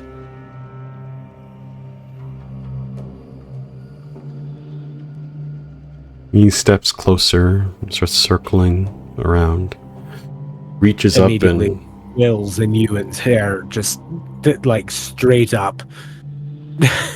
yeah, and it reaches up. He's still a bit away from you, but reaches up, and the perspective here is dizzying. It almost looks for a second he's massive in size. His hands just kind of touch some of the canopy, and you feel just a little bit of a tingling sensation before his hand returns back, looking back towards you. And are you willing to pay the price?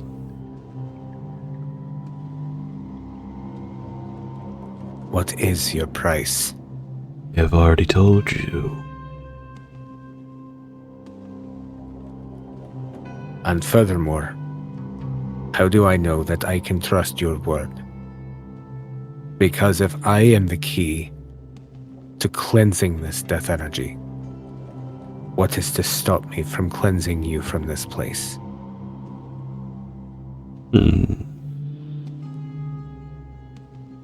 That would be an interesting way to go, wouldn't it? But no. You here now, you lack, well, so much. You are not fully awakened.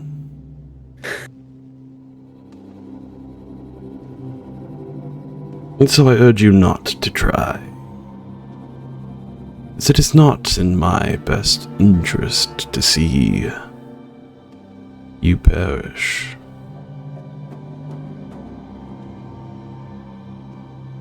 Then what is in your best interest? Currently, a sliver of your life.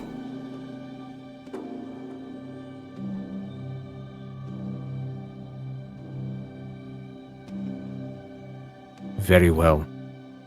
And if it may ease the burden that you would take from the others, take more from me. I'm afraid that's not how this works, but honorable nonetheless.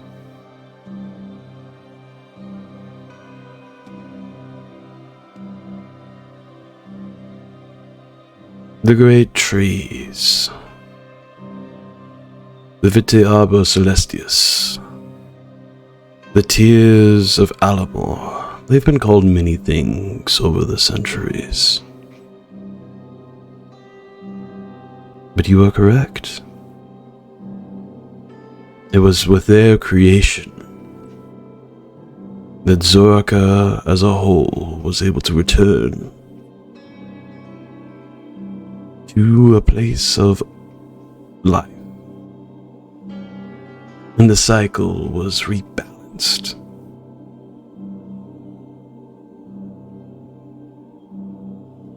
They do not feast upon death. Few things do. Usually death feasts upon things. But they do once again kind of reaches up and touches some of the branches there. Offer stability.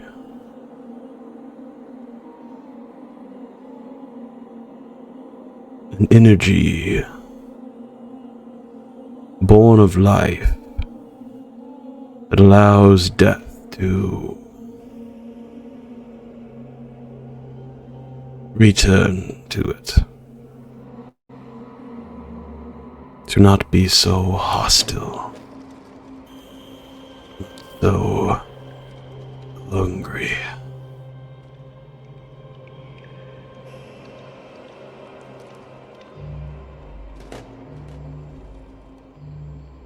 Once again, you invisibly shudders at the way that the Hollowflame says hungry.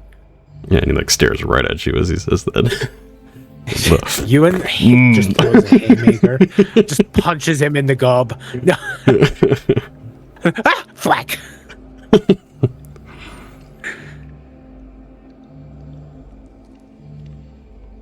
The current age is not one of death like the despair before. However, there are areas that are tainted, unbalanced. And yet Alamor sleeps, unable to cry her tears, unable to awaken more of what you are.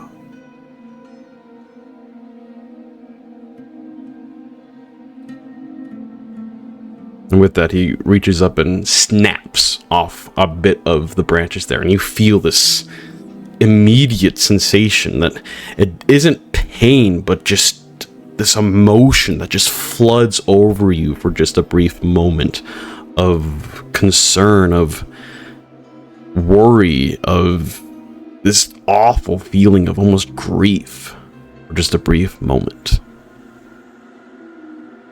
As in unison now, you all are seeing this, other than Den, who is not in this realm currently. Hollowflame looks to you all. There is another hunger here. One that I have kept at bay. Another ancient being that seeks to consume all. I suggest you run. And with that, you all kind of feel the world around you get shifted and like this barrier of just almost like a tidal wave crashing into you for just a moment before you all are reeled back into your bodies as you stumble around, as you hear this low guttural.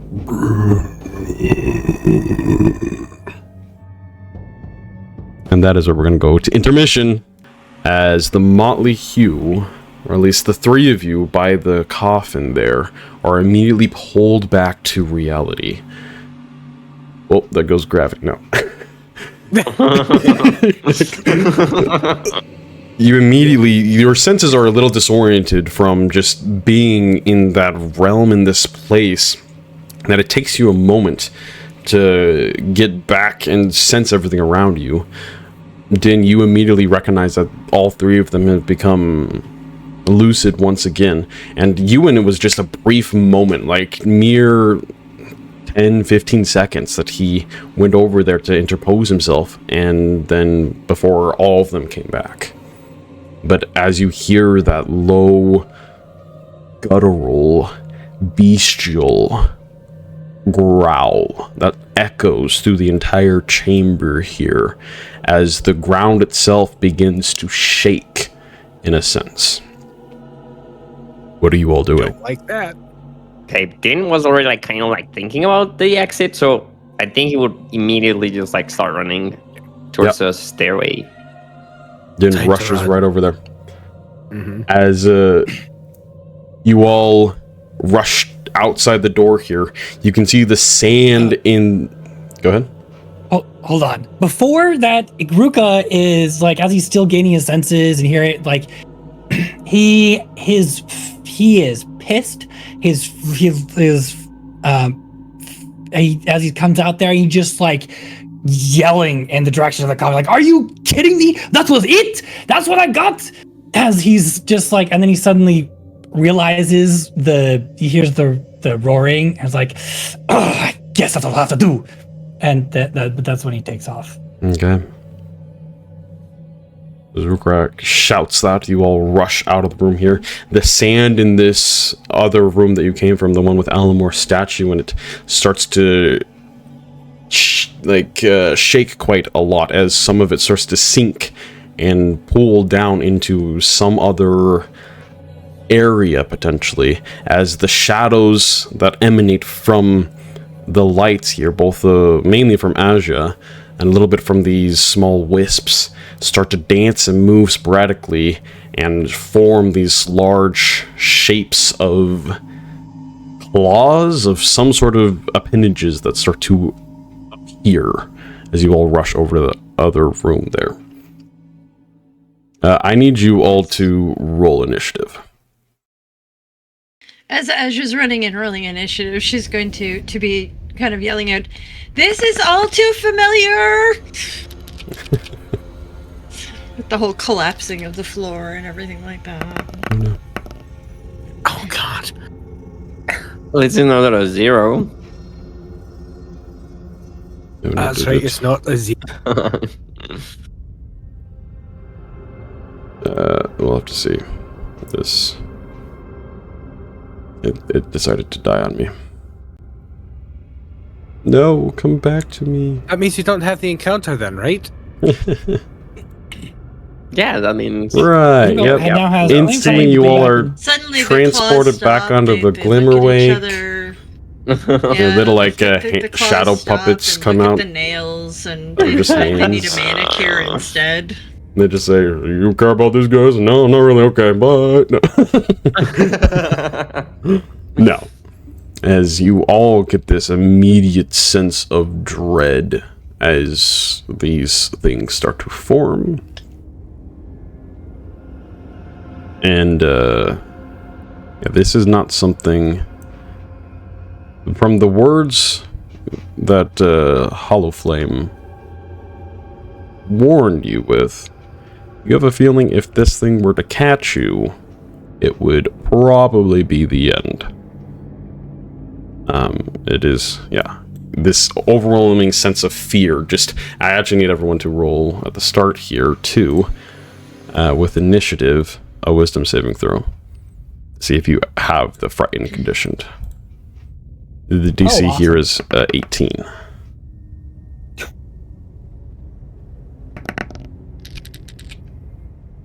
Alternatively, can Euan just choose to rage the second that anything resembling this appears and then is immune to it? Yeah, you can do so. Alright. Alright, let's see here. So as this starts to come up, Euan roars and will rage as the bits of the tree once again coalesce around him. Yep. Asja, what was your initiative? 13. 13. No, that was my wisdom save. My initiative. Sorry, I've got to try and find it again. Pardon me.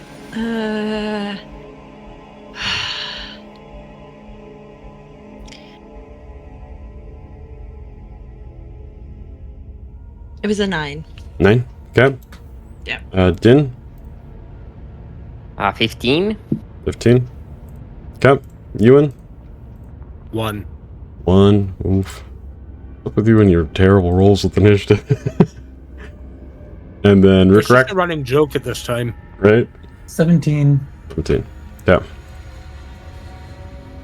So as you all are rushing out here, there isn't quite a battle map for this. We're going to do this a little more of the theater of the mind because you're just going to be moving so quickly here.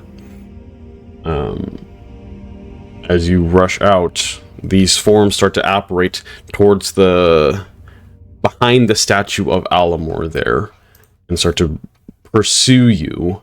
You all are in front of that staircase is where we begin here. Let me adjust the music to be more fitting, shall we?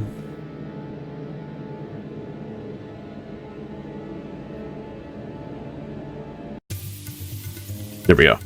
All right. Rhukkarrak, you're up first. What are you doing? Where are you going? You are currently afraid. I think everyone but Euan, thanks to the rage, is afraid. So you cannot move closer to this being. You can only move away. He's just going to... That bastard tricked us. And he is going to cast Expeditious Retreat on himself with his bonus action. And just zip off. He would like to be concerned with his party members, but he is afraid right now, so... Okay. That's what he's doing. So you're just climbing back up the walls there? Yeah. Okay. Are you doing so somewhat carefully, or just as quickly as possible?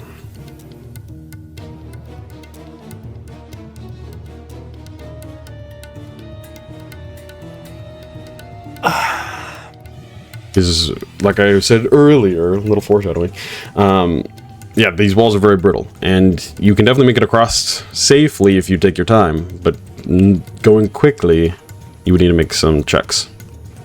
See if you can do so. Yeah, I was gonna say, I don't think that, like, he's expeditious retreating already. I don't think he's stupid enough to go quickly, but he'd essentially be going normally across. Okay. So not slowed, but not super quick either. Exactly. Okay. So you quickly kind of start scaling the walls back over there. Just go ahead and roll for me. This would be not quite athletics. It's more of just a dex check, just a general dex check to see how quickly you can move rest. If you want to use acrobatics, that's fine. Yes, I was gonna say I have double proficiency in acrobatics, so I would definitely like to use that. Okay, so very quickly, Rhukkarrak just starts scaling over, and as soon as something starts to fall, he just jumps almost to the other side of the wall, and just with the additional winds that start to push you forward with the expeditious retreat, you just very quickly kind of jump across and up the staircase there. So that is, I'll say that is your entire movement. You can't get further than that this turn. Yep. Right, anything else for you? That was your bonus action and your movement. You still have an action if you like. You could use it to dash if you want, or something else. Player doesn't want to get too far away from the party, but I think Ruka is going to be caught up in his fear for at least this first round. And so, yeah, I think he's going to dash. Okay. This is so dumb. So it's about 30 feet up there, then you'd go another 30 feet beyond that. So you're 60 feet away from the entity, we'll say. As you rush back up those stairs, and you pretty much get to the very top of that spiral staircase back into that library room, as you see dust and particulates starting to fall from the ceiling there, as these small little wisps start to move more frantically about the area. You can see the motion within them is a little bit more, not aggressive, but you get a feeling you don't want to be next to them. All right, that is Ruka's turn. Din, you are up next. Right, so I'm running, trying to get to the stairwell as fast as I can. Yep. Also trying to climb up. All right, you're just trying to climb up the walls themselves, or are you trying to like parkour up the bits of platform that are still there? Do we have any, like, is the rope loose? Entirely loose? Yeah, the rope. Yeah, of course, because Euan was descending with it, of course. Yeah, okay. Yeah. So, no, I'm gonna try and parkour, of course, my way up. Okay, go ahead and make an acrobatics check for me. I think... No, yeah, okay. Acrobatics, you said? Yep. Here we go. 14. Okay. You start to progress and you start to fling yourself up. And yet again, this is much more challenging than it was coming down, because now you were not only going sideways, but also on a vertical or like incline as well. So you have to leap higher to get to the actual space. So you jump out, grab onto the next little bit of staircase there, and push yourself up. But with that, I need you to make an athletics check now to see if you can fully push yourself up, as you didn't fully clear the jump there. Oh my god. Very nice. Athletics, you're able to push yourself up quickly enough that you are now up there. You still have about half the rest of the staircase there to go with that. And that will be with your jump speed, because your movement speed is 30 feet, right? Has it been an hour since we entered this tower or in this place? Yes, I'd say it's coming up along that time frame. Yeah. Okay, so yeah, 30 feet then. Okay, so I'll say, because that roll was not quite with anybody, you were able to push yourself up, but that uses the rest of your movement for the turn. But you can still use an action to dash or whatnot.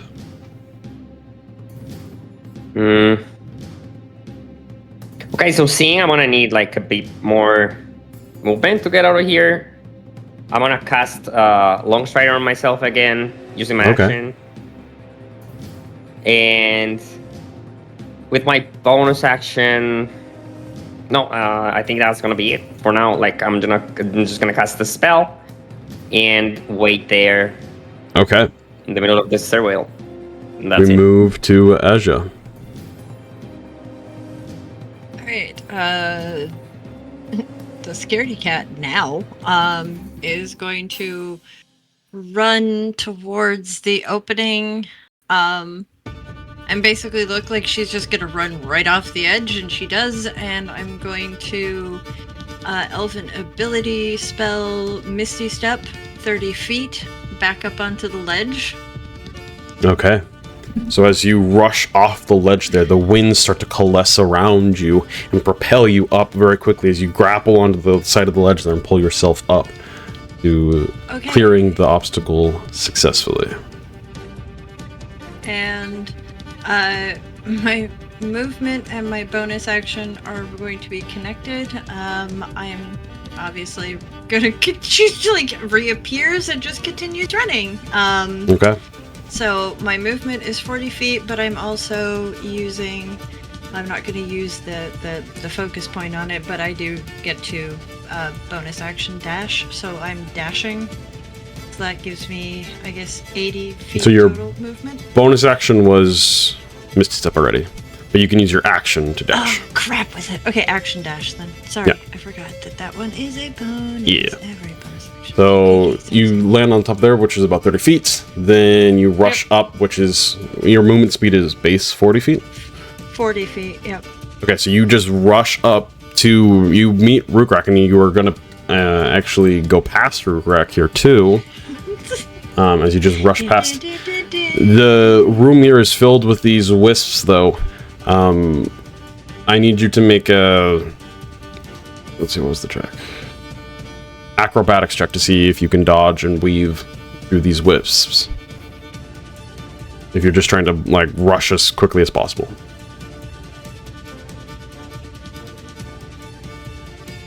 Acrobatics. All right. Natural. Oh, 20. natural 20. So, Nice. as you're Monk training coming into effect now. Wow. yeah, just vaults up these staircases, just passes Rhukkarrak super quickly, like ducks and like slides underneath one of these wisps before like reorienting yourself, just rushing past. You get all the way to the end of that room to back to the corridor that leads down towards that stairwell. You were roughly 100 feet away from the entity. Okay. Euan, it is your turn. Seeing the situation, seeing that Din is struggling a little bit, and that Rhukkarrak and Asja have made their way up, Euan is going to move his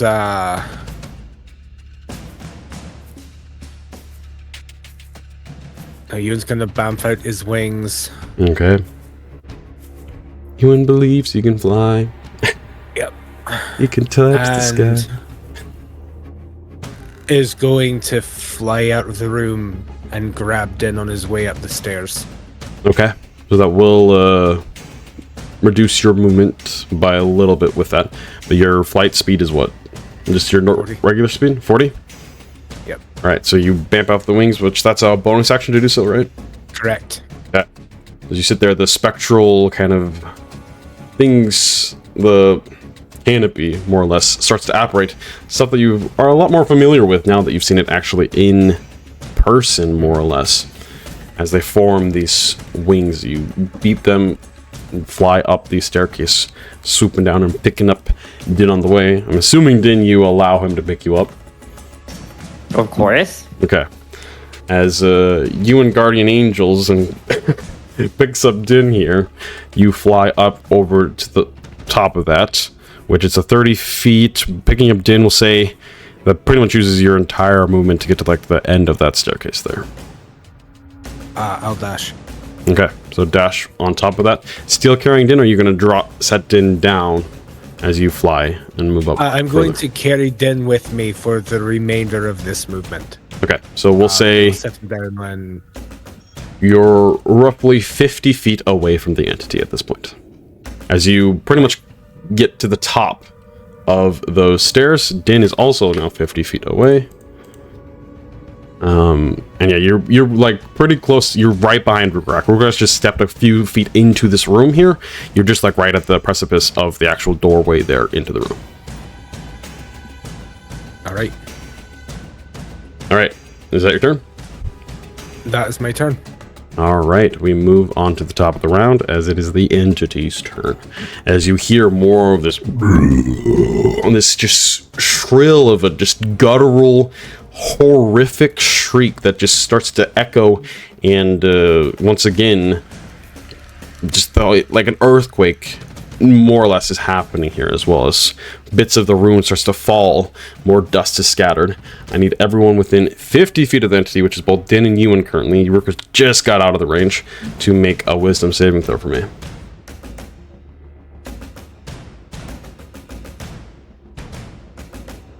And if you are frightened, which Euan is not, but Din, you are, you have -2 to the save. Okay, so it's a 12. 12 is a failure. Yep, he was going to have to roll because I lost the rage at the end of that round. 17. This is also not for being frightened. We'll get to that in a second here. All right, 17 is a success though. You now no longer raging. I'll say roll one more now for fear.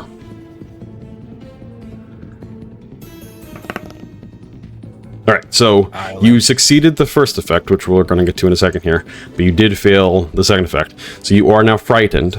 So everyone in the party is frightened. Din, you like grow stiff and just now have to use movement to return back downstairs on your turn. So your regular movement has to be moving back down there on not your own volition, more or less. As you hear some clanging and clamoring as some sort of entity is crawling out of this stairway. It doesn't quite get to you all, but it does get closer. Not close enough to attack, though.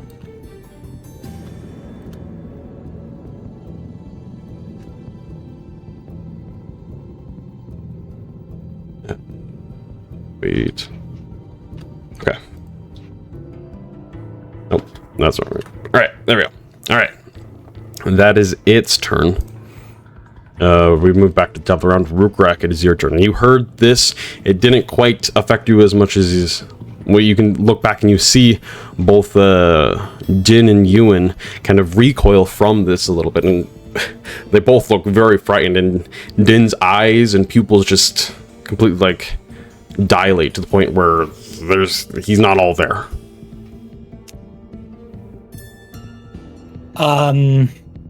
Yeah, well, Ruka is afraid of the thing behind him. So and he would have heard Euan and Din coming up behind him. I don't think he would have looked back to see that they were affected by that. And he would have seen Asja just run right past him. And he's still afraid, so he's just going to triple dash ahead. Okay. Throwing all precaution to the side, you dash forward. Give me an acrobatics check to see if you can dodge these wisps. Ooh, 26. Very nice. Very nimbly, you dodge and weave in between a couple of them there. They look aggravated at this point, as the small ethereal forms of them are like very frantic. And yeah, you make sure not to touch them as you rush past. So you move a total of 90 feet? Yup. All right, you are now 120 feet away from the entity. As you rush past Asja there and start winding up the staircase.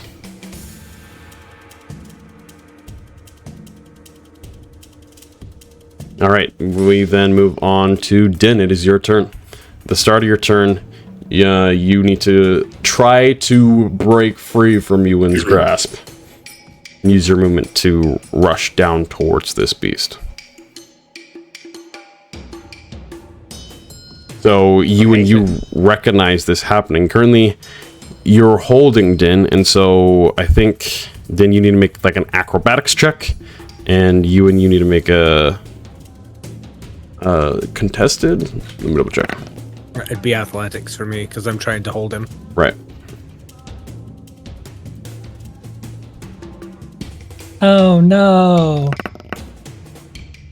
Dirty 20. Din got a 5. All right, let's see here.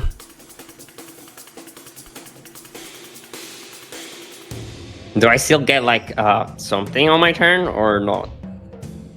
Yes. Just quickly double checking because I know grappling has changed in 2024. Double checking. Grapple this creature. Any grapple, strength, athletics, or dexterity acrobatics check against the grappler's escape DC. Okay. Yeah, so you managed to hold on to Din, but you can feel him like swarming around in your arm there, Euan, not necessarily of his own volition. But as that comes to be, you like shake yourself and are no longer enthralled by that. So you still have an action in your bonus action, but your movement is spent. Okay, so I'm going to cast Heroism on Euan and myself. So Heroism at 2nd level. Very nice. So I guess Dean is looking around, and he's I think very scared right now, and just like remembering the stalwart expression on the statue that's downstairs, he kind of like puts himself on the arms of Euan and Alamor, and he hopes like they're gonna be able to make it. But you know, he's not giving up. So Euan gets, let me see, 2 temporary hit points at the start of his turn. I also get 2 temporary hit points, and we are no longer afraid. You're immune to the frightened condition. Very nice. Mhm. Excellent. And that's it. And In the arms of a Euan. in stowing that heroism within the two of you, you both feel this entity creeping up upon you, but you look towards each other and share a gaze with a determination as you press forward. Any bonus action for you? Romance.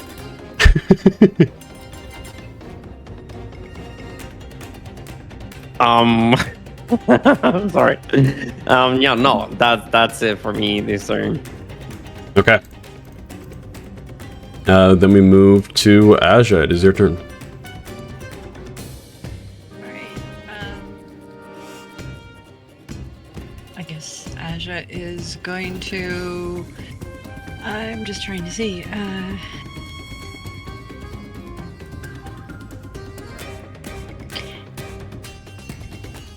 I guess movement and dash again for 80.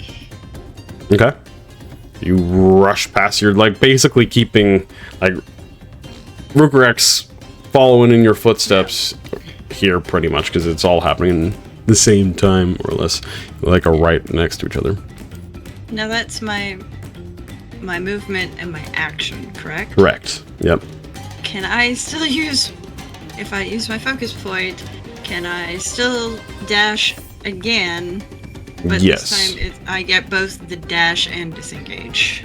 Yep. As step So up. just in case there's anything in my way, you know, I'm not going to run face first into it. So I run 120 feet. 120 feet. Yep. Sheesh. We're now 190 feet away from the entity. Very far. She is channeling the lessons that she learned as a child when the adults in her party said run. She's doing it. As Rhukkarrak pretty much caught up to you right as you just engage this monk form and just sprint up these stairs, like jumping 3 or 4 stairs at a time, and just completely clear the staircase there and make it towards pretty much the middle of the mirror hallway there. And you can see the exit, the hole that you came down in, just right in front of you, not too far away. All right, we move on. It is now Euan's turn. Euan is going to just begin the turn reactivating the rage because he's much more defensible there if something were to happen. And then he is going to continue holding on Din, move his full movement, and then dash his full movement again. Okay, so you're going to move a total of 40 feet because you were holding Din here. I need you to make an acrobatics check at disadvantage because you were holding Din as well, as you try to glide through these wisps. Ding, ding, ding, ding, ding. It's an 8. 8 is a failure. As you pass one of them successfully, but then you turn around and they're just moving so frantically through this room. It's like playing Frogger for a moment. As you step forward right before the doorway there, and one just enters your personal space, more or less, as you just feel this ice cold heat, kind of like being rubbed with icy hot for a second. So it just encompasses your whole body. Din, go ahead and make an acrobatics check too to see if it you can kind of wiggle around it so you don't get hit. Acrobatics? Yeah, we'll say you have disadvantages with this too because you are like being held by Euan, so you have to like maneuver a little bit. 14. All right, we'll say that succeeds. But you are going to take some necrotic damage here.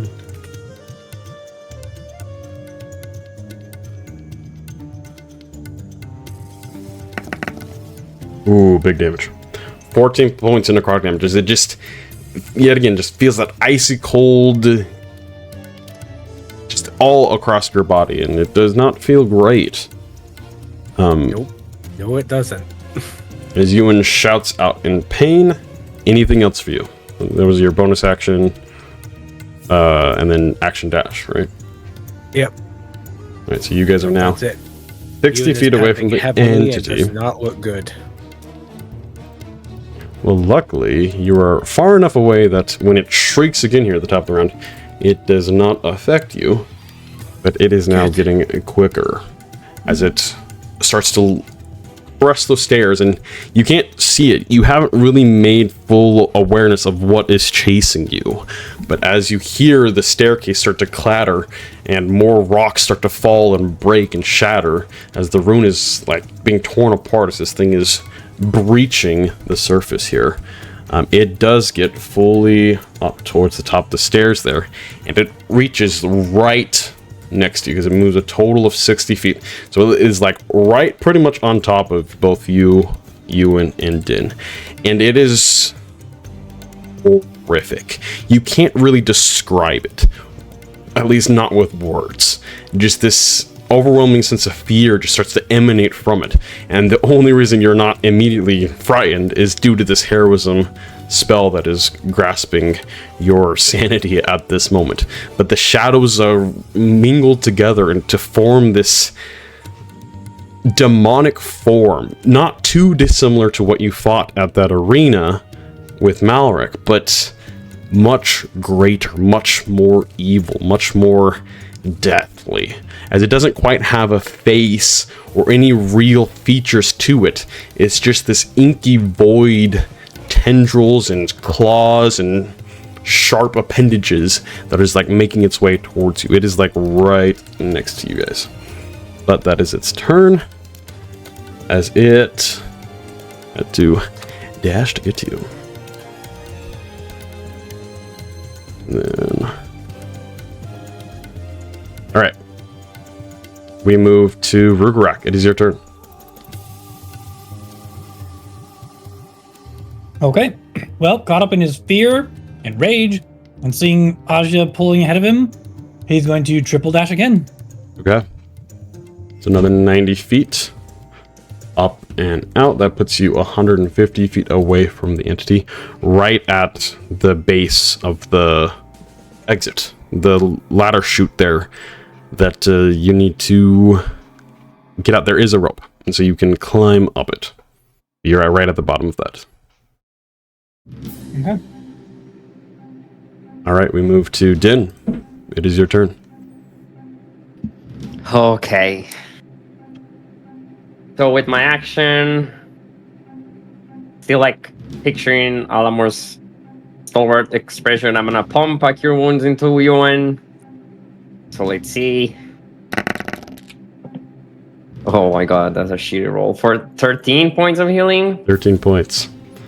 Yes. Okay, so as Euan recoils from that wisp there, and kind of stumbles and nearly falls, you pump this energy into him again, and it brings him back up to better standing. Yeah.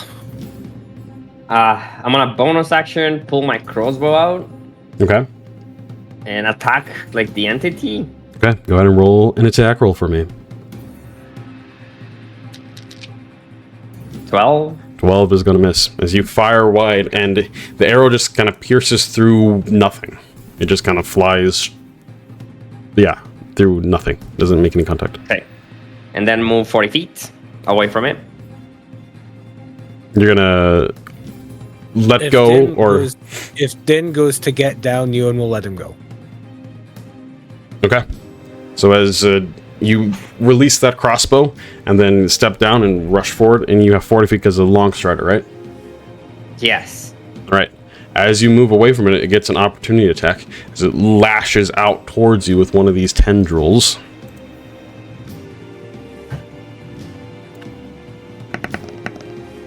for a total of 25.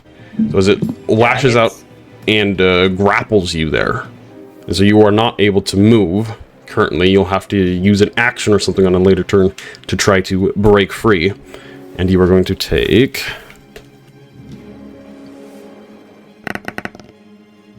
12 points of necrotic damage. You just Okay. feel this overwhelming, just like siphoning of your life force. Okay. All right, we move down to Asja. It is now your turn. Okay. Asja is going to see Rhukkarrak run past her to the rope. She's going to turn. Keep going. Get to the ship. In case that thing follows us out. Prepare them. Don't leave without us, though. And she's going to move to the edge of the staircase. So that she's not blocking the way when they come up the staircase. Okay. And she is preparing Guiding Bolt. Okay. If the entity shows its ugly head, you're If gonna the entity smite shows it with the at guiding bolt. all, she doesn't care which end she's gonna hit this time. It's it's getting Guiding Bolted. Luckily, it yes. doesn't quite have an end, so yeah, any end. Well, there we go. It's all just butts. All right, Euan, it is your turn.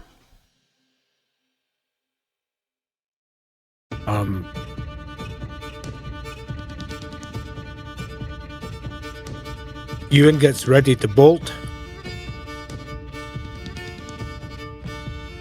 And then Din gets captured.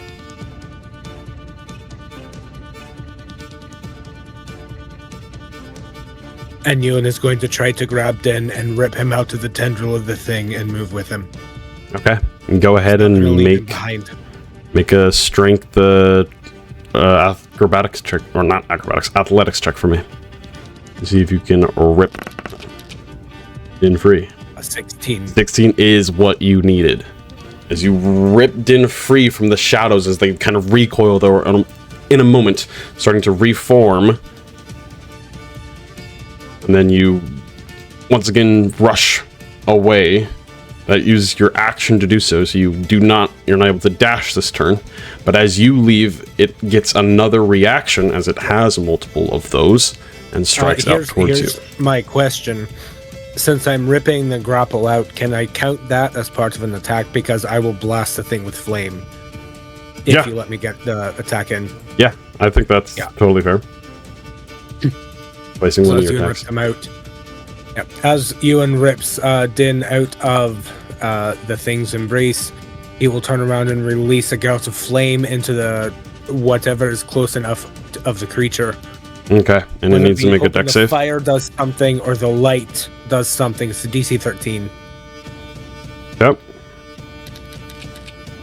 It's a 21. Yeah, it's not a surprise. But do go ahead and roll half damage there. Yeah, be 6 points of 6 fire points damage. with Okay. half. As the fire gets encompassed by it, it almost, the shadows seem to nearly swallow the flames. As you're not sure if that even really did anything to it. If it did, it was incredibly minor. And at the beginning of the turn, Din gets 10 temp HP Okay, as some of those vines from wrap around you, Din, and bolstering your life force. and then Euan will move. Right, as you move.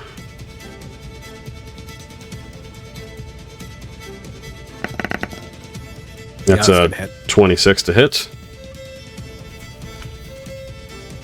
Roll. Did you... I think I did that wrong. It doesn't automatically grapple you. You need to make a save. I don't think you made a save last turn, did you? No, I didn't. Okay, so go ahead and just roll a athletics check for me, as it you do have that save when it hits you. But I forgot to tell you to. So go ahead and roll that. And if it fails, then we'll just put you and give Euan the extra action here. So, like, if it succeeds, does that make sense? What's the save though? Athletics. see? So strength saving throw? Yes, because it hit you, and so it's grappling around you, but you still can break free from it in that instance as you're trying to rush past. Okay, so you want me to roll athletics or you want me to roll Athletics. a strength save? Oh no, it's strength save. Sorry. Yes, you're right. Okay. Because I do have a bit. Okay, 12. Yeah, 12 wouldn't have saved anyways. All right, so all makes sense. So now we return back to where it is lashing out at Euan.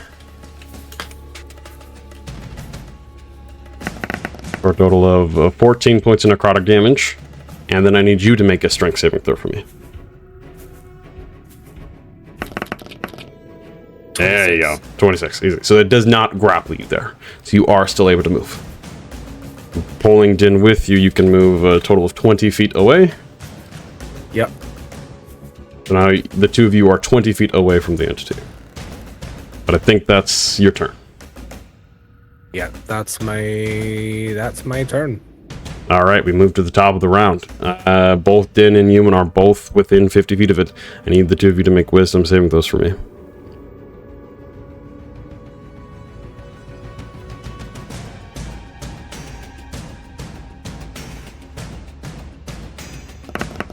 But we're immune to being frightened, though. You are. This is not the frighten. This is the thrall. That Okay, sure. Yeah, it's a charm. 15. Because the heroism doesn't make you immune to charm, does it? 13? No, heroism. No, just the frighten. You're just the frighten.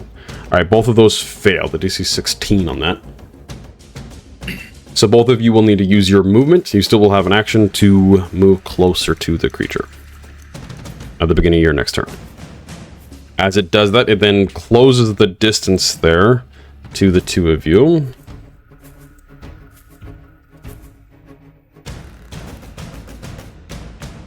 Now you two are right next to it. Rhukkarrak is still far away. And it is going to make its attack. I'm going to just try to grab out towards Euan here.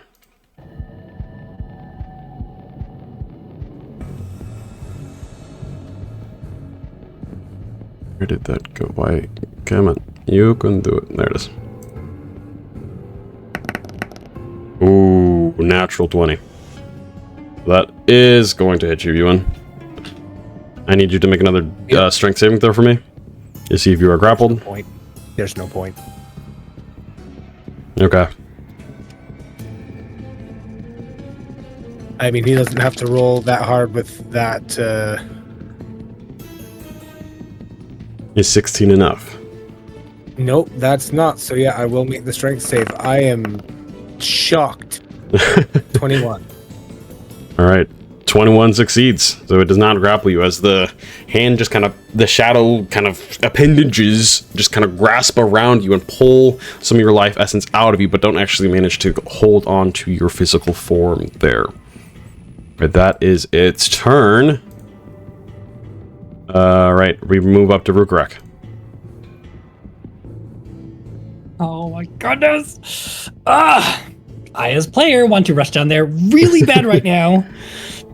But unfortunately, one, my character is frightened of this thing, so it can't close anyway. And Asja just told him to run to the ship and get them to get started. So, he is lickety-split up the rope and triple dashing to the ship. Okay. You quickly scale. If you can get in with, shouting range? If I can get within shouting distance, he's going to start yelling at him to prep the ship for launch. Okay. You climb the rope that was only like 20 feet. So you managed to do that quite quickly with your climbing ability. And then quickly rush through the... It's still difficult terrain with the water there. But you're rushing towards them. And you can start shouting. They're still a decent ways away from you there. Probably another about 100 or so feet away from the actual tower.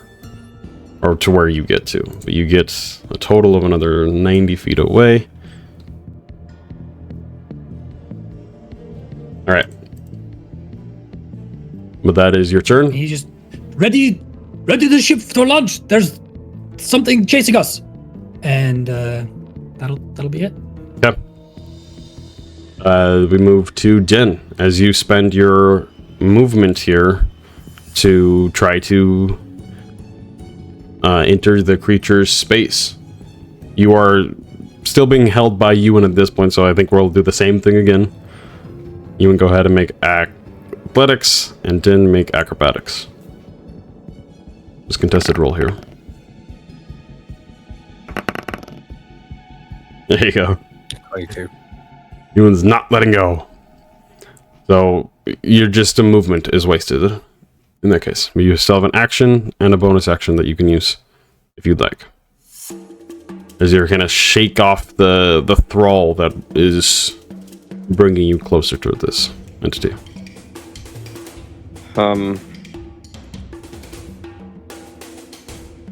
I'm gonna use my war cleric feature to shoot at the creature. Okay. My crossbow again. Let's see if I hit. Should I shoot at disadvantage? I think so, right? Yeah, because it's right on top of you, pretty much. 20? 20 is still going to hit. Sorry. Okay. Just So it's gonna barely. be 10 points of damage. Okay. Can I push it away? This you can only push medium and large, right? You I can't think push large. huge. Mm-hmm. Yeah. Yes. So it does not get pushed. It is too Okay. big.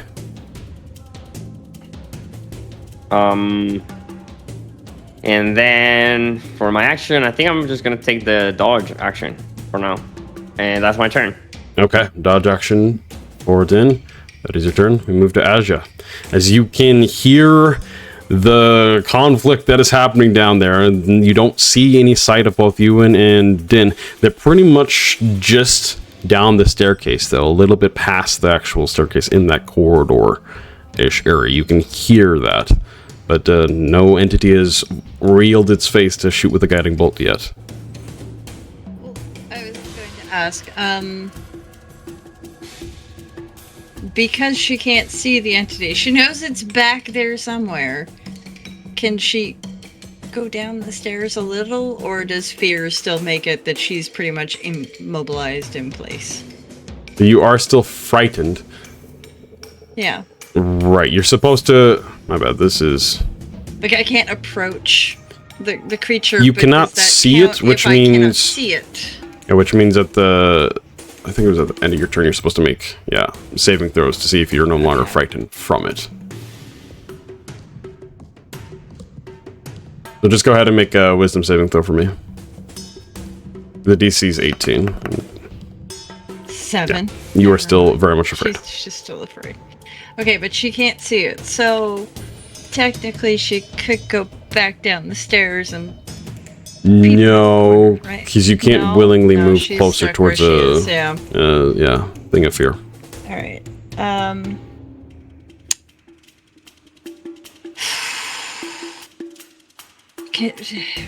She can see where the corridor comes out, so like where the kind of, I guess, doorway would be, where they're going to come out, correct? Yes. Alright.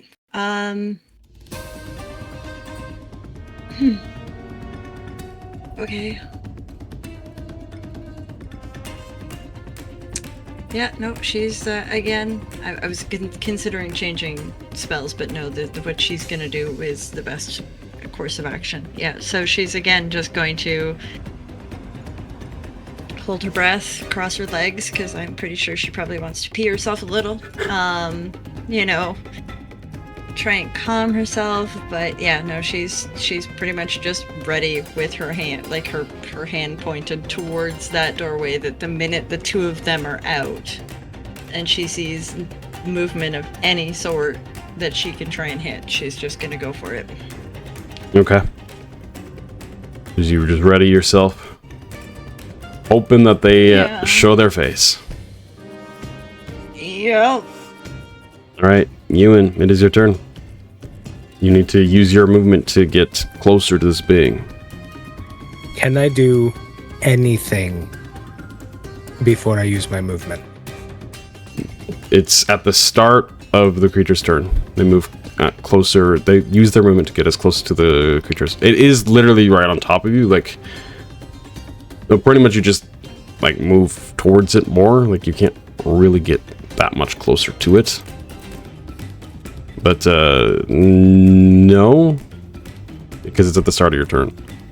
All right.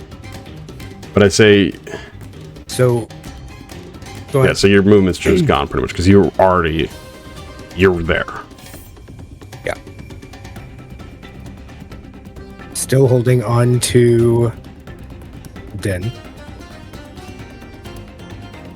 Euan is gonna kind of pick him up by the collar, kind of like a mama cat picking up a kitten by the scruff of the neck. You keep them safe for me, brother. And he's going to throw Din up the stairs. All right, go ahead and make a athletics check to see how far you can throw Din.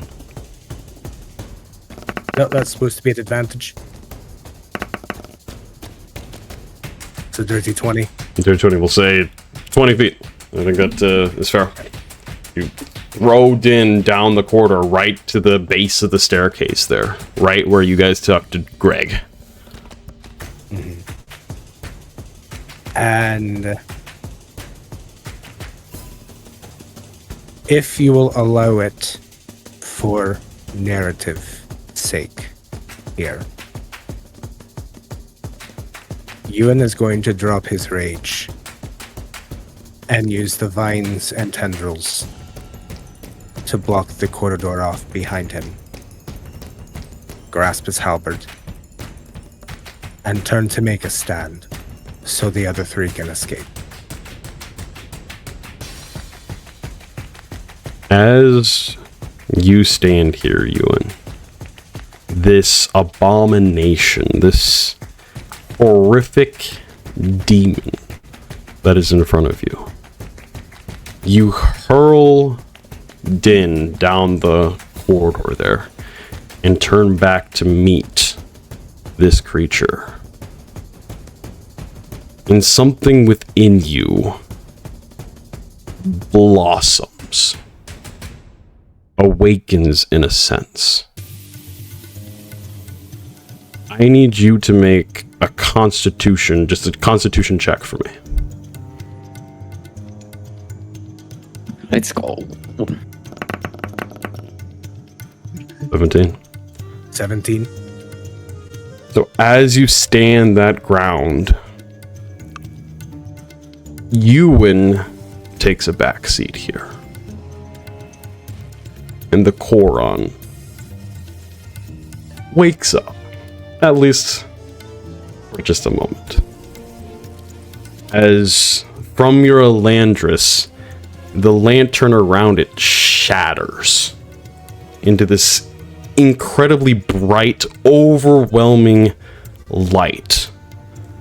And the creature here right next to you recoils from this massive amount of radiance that you just are interposing in this sense. As it recoils back, not all the way down, but it's partially stunned for but a brief moment.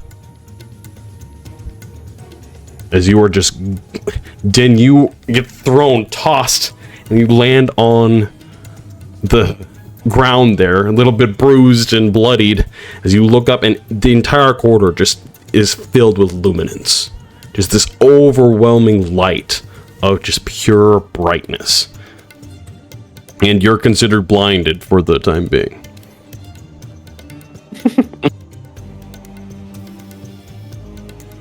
But we'll say how magnificent it is. That is your turn, Euan. Or Koron, I mean. Alright, Rhukkarrak. That is my turn. Do you just keep running?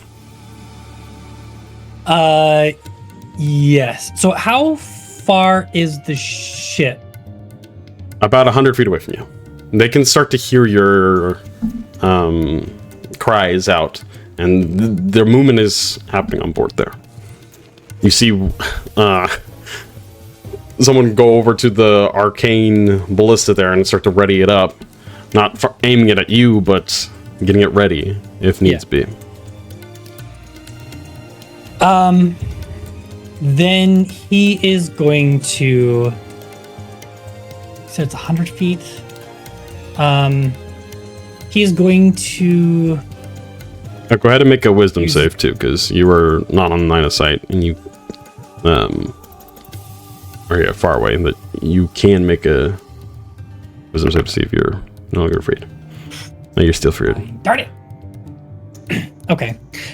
Then he is going to. He's not going to do the triple dash. He's just going to do a run and a dash, probably bonus action, and then he's going to just kind of turn back and just kind of dance, dance from foot to foot, kind of anxious and just wrestling with his own fear.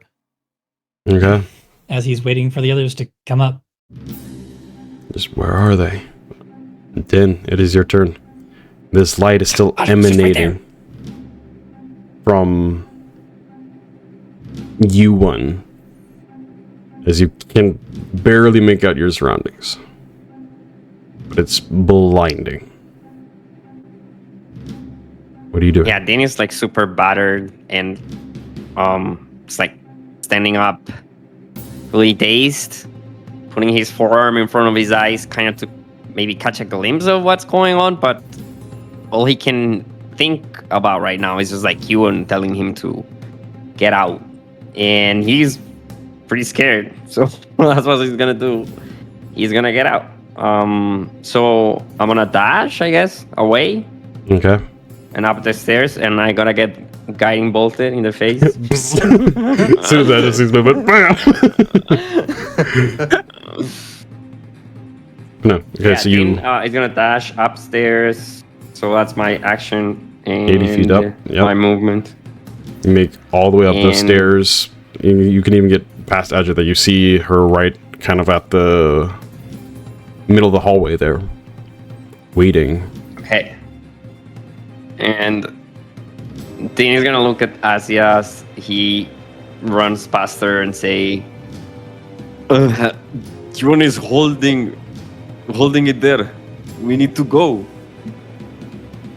Go. We don't We'll leave go. him behind.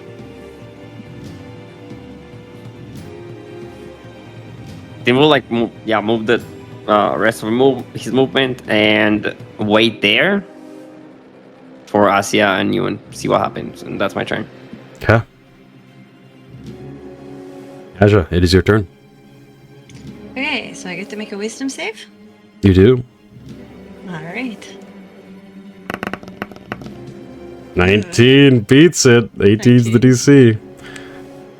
So hearing Euan's holding it and is stuck down there sends the fear and concern out the door, at least for your own safety, for just a brief moment. What do you want to do? She turns slightly and looks at Din. I'll go get him. And she's going to run down the stairs. Okay.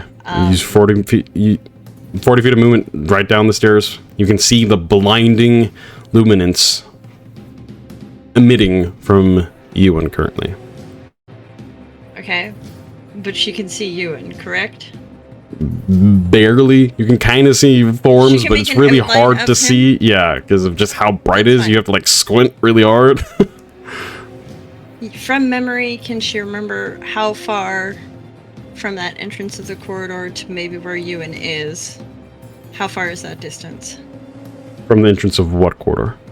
The one you just came from? From bottom of the stairs to where Euan is. Oh, how like- far is it? About 20 feet. Okay.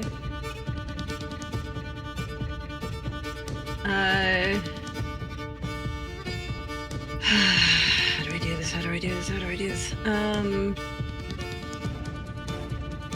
Can I bonus action to dash that 20 feet to get to him so that I can touch him and cast Cure Wounds? You definitely can. I am doing that then. Okay, as you push past the light, the overwhelming brightness, that as you get closer, it starts to hurt you're gonna take a little bit of radiant damage here. That's fine. Resistance for the win. As it just starts to sear just this pure light that is emanating from him currently. As you press forward, and then grasp his back and cast Cure Wounds. Go ahead and roll. So, what the Curon tree, I guess, would feel, maybe a bit of Euan, would just be a gentle hand pressing onto his back, and then we will be getting 30 points of 30 points back. So as the life reemerges into core Yuan here. The Euan tree. The Euan tree. More radiant there. But I think that is your turn. That's my turn Asja. completely. So I am now behind Euan. Okay. Euan, it is your turn. I have With cover. that energy, that vitality that Asja pours into you, you are brought back to the reality here. You kind of know what's going on, but it's yet again, it was like taking a backseat to your own body there for just a brief moment. You are back shining this light. You almost can't even see past it yourself and not use your regular Drakthir senses, but you can feel more in this moment, and this entity is still recoiled and stunned for just a brief moment. You don't know how long this is going to last, but this might be your only opportunity to escape. Right. Thank you, little one. Let's go. And he's going to wrap an arm around her and fly. It's 40 feet, but it's still 40 feet away. It's enough to get at least most of the way up the stairs. 40 feet away. As you wrap an arm and pick up Asja and start flying towards the staircase, the light from the lander starts to dim slightly. No longer that brilliant, crazy amount of luminance. As the creature starts to regain its composure, you make it just up the first circle of stairs. You still have a little bit more on the staircase to go there, but you are 40 feet away from the creature.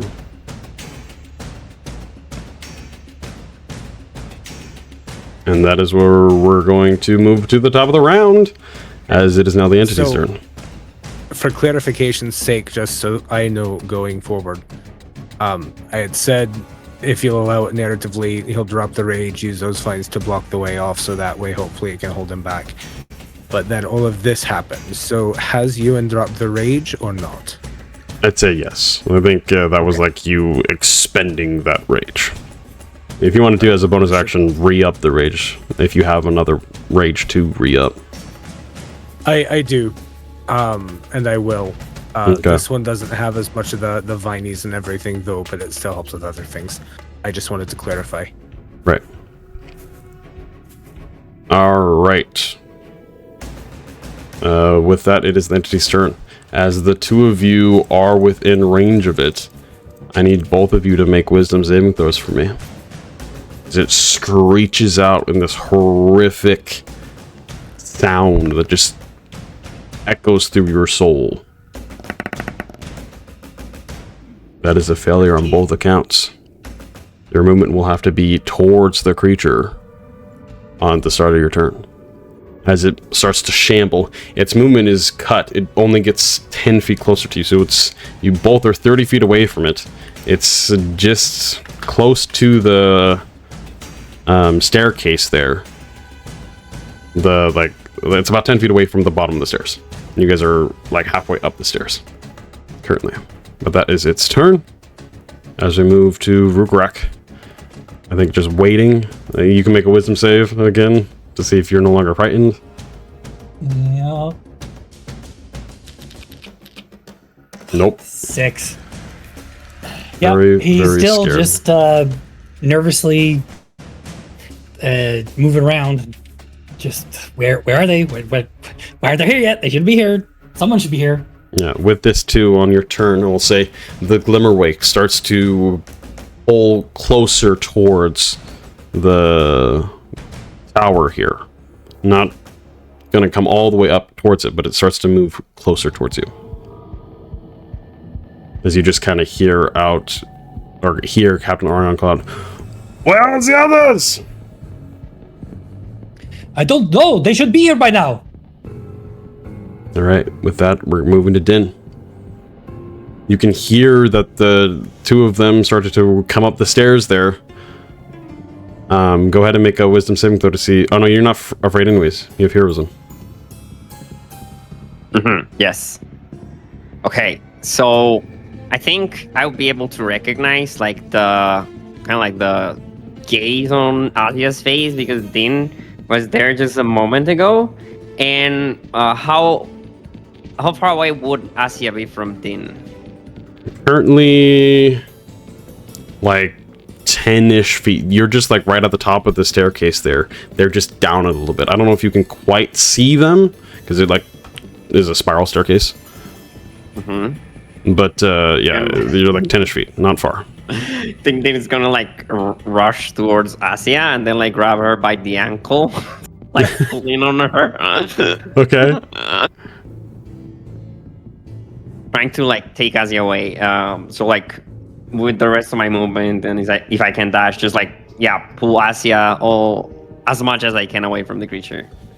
Okay. Yeah, I think unless Asja, you willingly try to resist that, that'll be fine. No.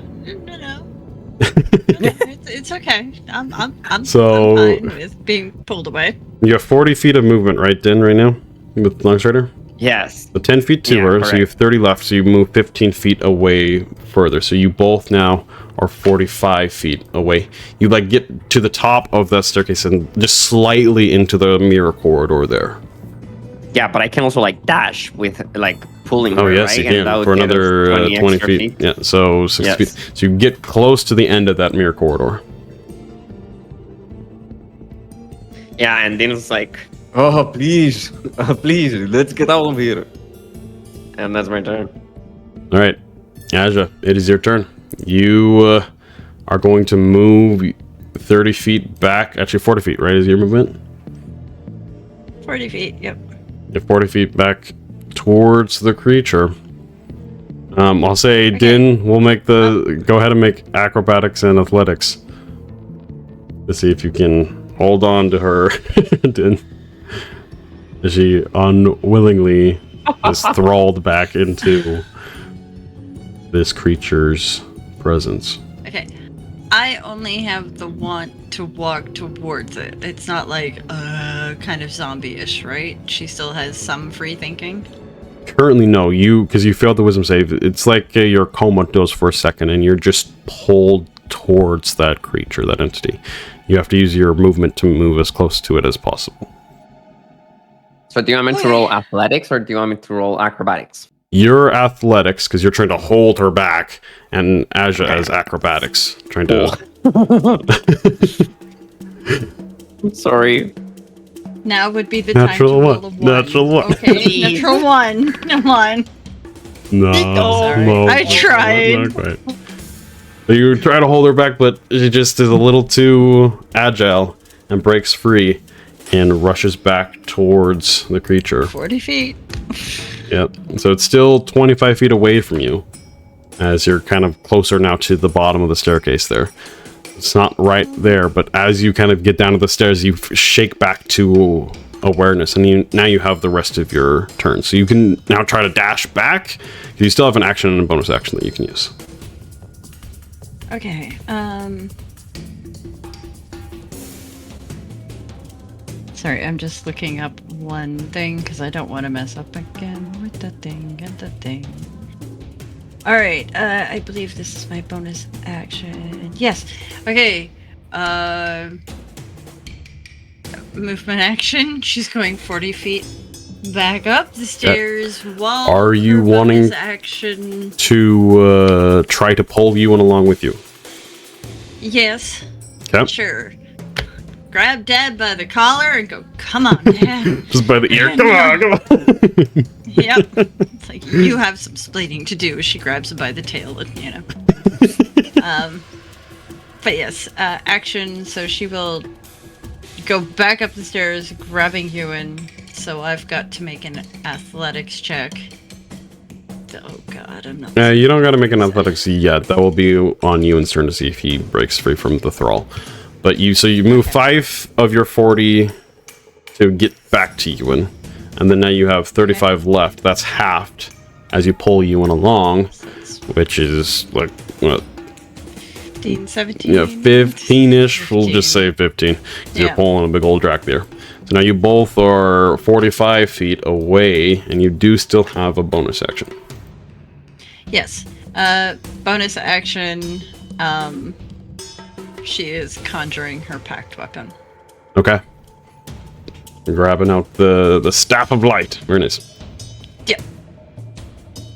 Okay. With that, we move to Euan. Once again, Euan, go ahead and make a... I think probably in this case for you, it's athletics as you're just pushing past. You don't want it to be athletics. Yeah, and then Asja, you need to make Dad, athletics as well. If you could roll low, Dad, that would be really swell. You know, your stick figure daughter's trying to help you out 15, it's doable. Athletic check for me. See if you can hold him by his tail. No, not quite. No. It's a 5. As you try to hold him back, he just breaks back and starts walking down, moving the 40 feet, right? Yep. You're now 5 feet away from this entity. And as you snap back to reality. I bonus action flip the entity off. Die! Bonus action will be used to keep the Just rage spin them going. around so they go the other way. And then I will dash 40 feet back up. Okay. There's 40 feet back up. So now Din is 65 away, Asja's 45, Euan is 45. As you get back up there, and starting to heave and hoe as back and forth up these stairs. Right, top of the round. Both Asja and Euan, you both are still within 50 feet of it. And you need to make the wisdom save. 17. That's a success. The DC 16 on this one. Oh, okay. So Asja fails. Euan succeeds, though. As now we move, as it starts to clamber up those stairs, it isn't able to get all the way up because it has to kind of like contort its body. It's a big thing. As it just is like a slithering, not too dissimilar to the ooze, but less form to it than the ooze had. As it gets now within 5 feet of both Asja and Euan and 25 feet of Din. It's pretty much like right at the top of the stairs there. Just like 5 feet down. As Rhukkarrak, go ahead and make your wisdom save.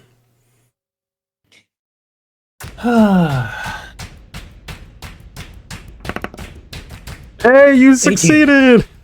Beats it.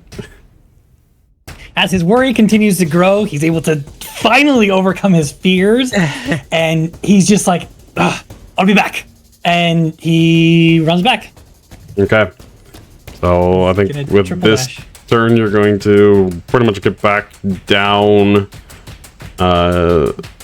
We'll say you get right down the rope. You're gonna like just fireman slide down it, and are at the bottom there, which is about 60-ish feet away from the entity. Oh, can you see them right there? You can't quite. You can see Din for sure. You can kind of see Euan and Asja. You cannot see the entity though currently. Okay. What are you guys doing down here? Let's go. If you can move fast, grab them and pull them out. All right. With that, Din, it is your turn. Okay. So Din is going to, I think, yes. Gonna get close to Rhukkarrak as he like runs out, and I wanna drop concentration on the horizon that I was concentrating on, and like he'll reach for Rhukkarrak with his hand and say, yeah, like, you help them get out, pull them out. And I'm gonna cast heroism on Rhukkarrak if he touches me. If he agrees to be touched. I mean, he will. He'll flinch, but he'll allow you to touch him. Right. So just like reaches out and like with the slightest touch imbues him with courage, and I'm just gonna move with the rest of my movement. Okay. And move 40 feet away. 40 feet away. So you're right at the base that you can start to climb up. About 5-ish feet as you climb. Alright, with that, we move to Asja. It is your turn. At the start of your turn, you need to move the 5 feet closer to the entity as you start to walk back towards it. Now you are within its range. No, time to pet the kitty. I don't get a chance to. I guess she has a hold of me, not the other way around, was it? Correct. Yeah, this is all just happening so fast. So by the time you even really notice that she's enthralled, she's already like walking down there. But now you have your action and bonus action so that you can use. But you are, it's literally like right. Like you are on a step, and the step down is this writhing mass of shadows and tendrils and inky void.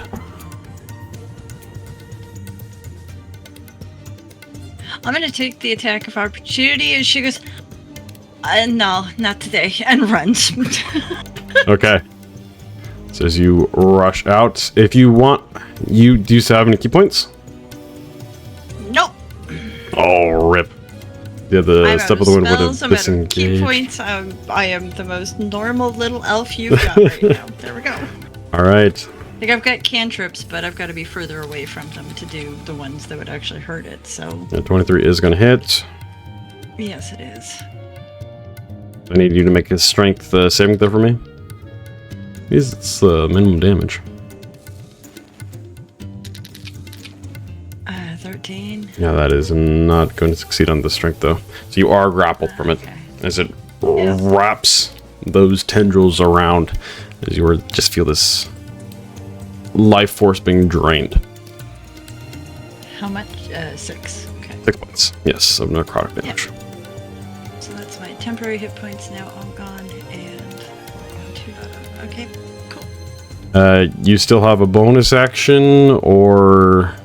Yeah, a bonus action that you could use if you'd like.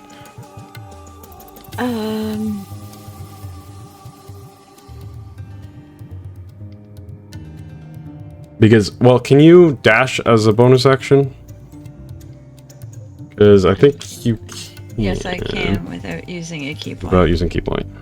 But I am grappled at the moment, so I'd have to break my grapple to break the grapple first. Right, so what we can say is you bonus action dash, because you were planning on using both your action and bonus action to run away, right?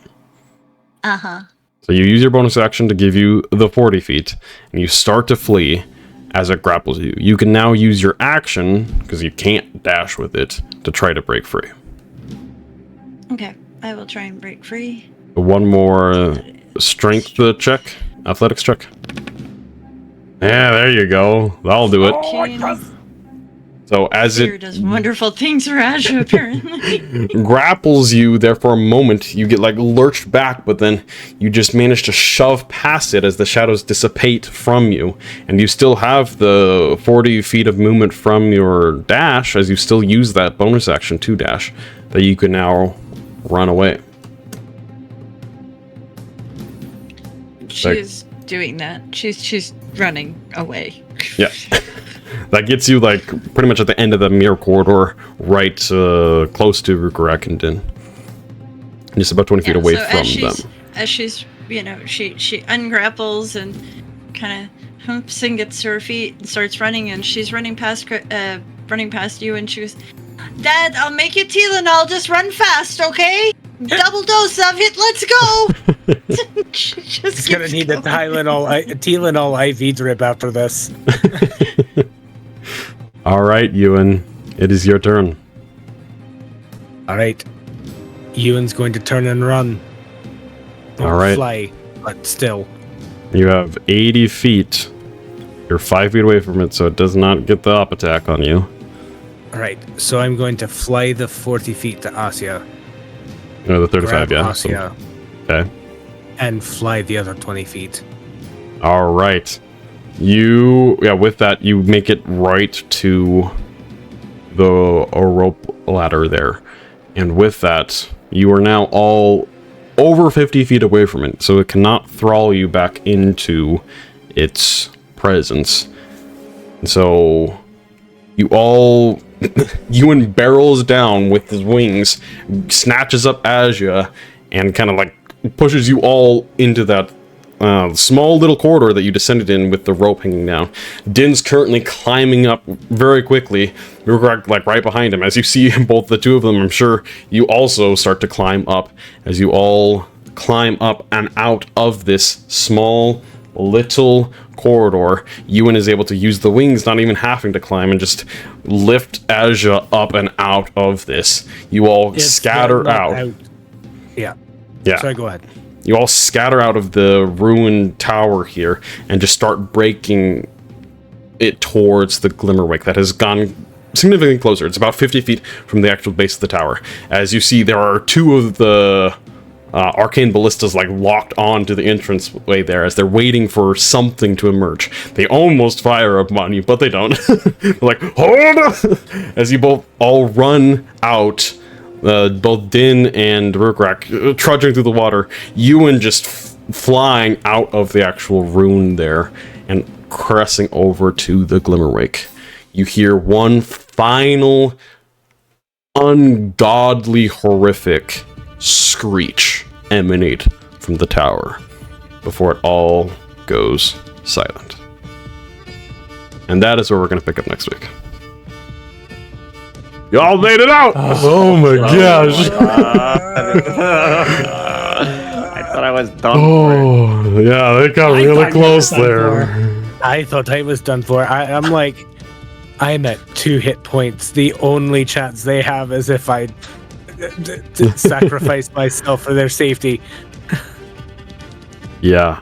Oh, I know, seeing the Koron wake up a little bit, I've had that in the back pocket that it can do that in certain scenarios, and I think this is one of those times where it fit quite good. Yeah, very Honestly, much so. Did you think your daughter was gonna let you? No. He would. And I believe the line is, "You got some splaining to do." I don't even know what's going on, to be honest. Oh, man.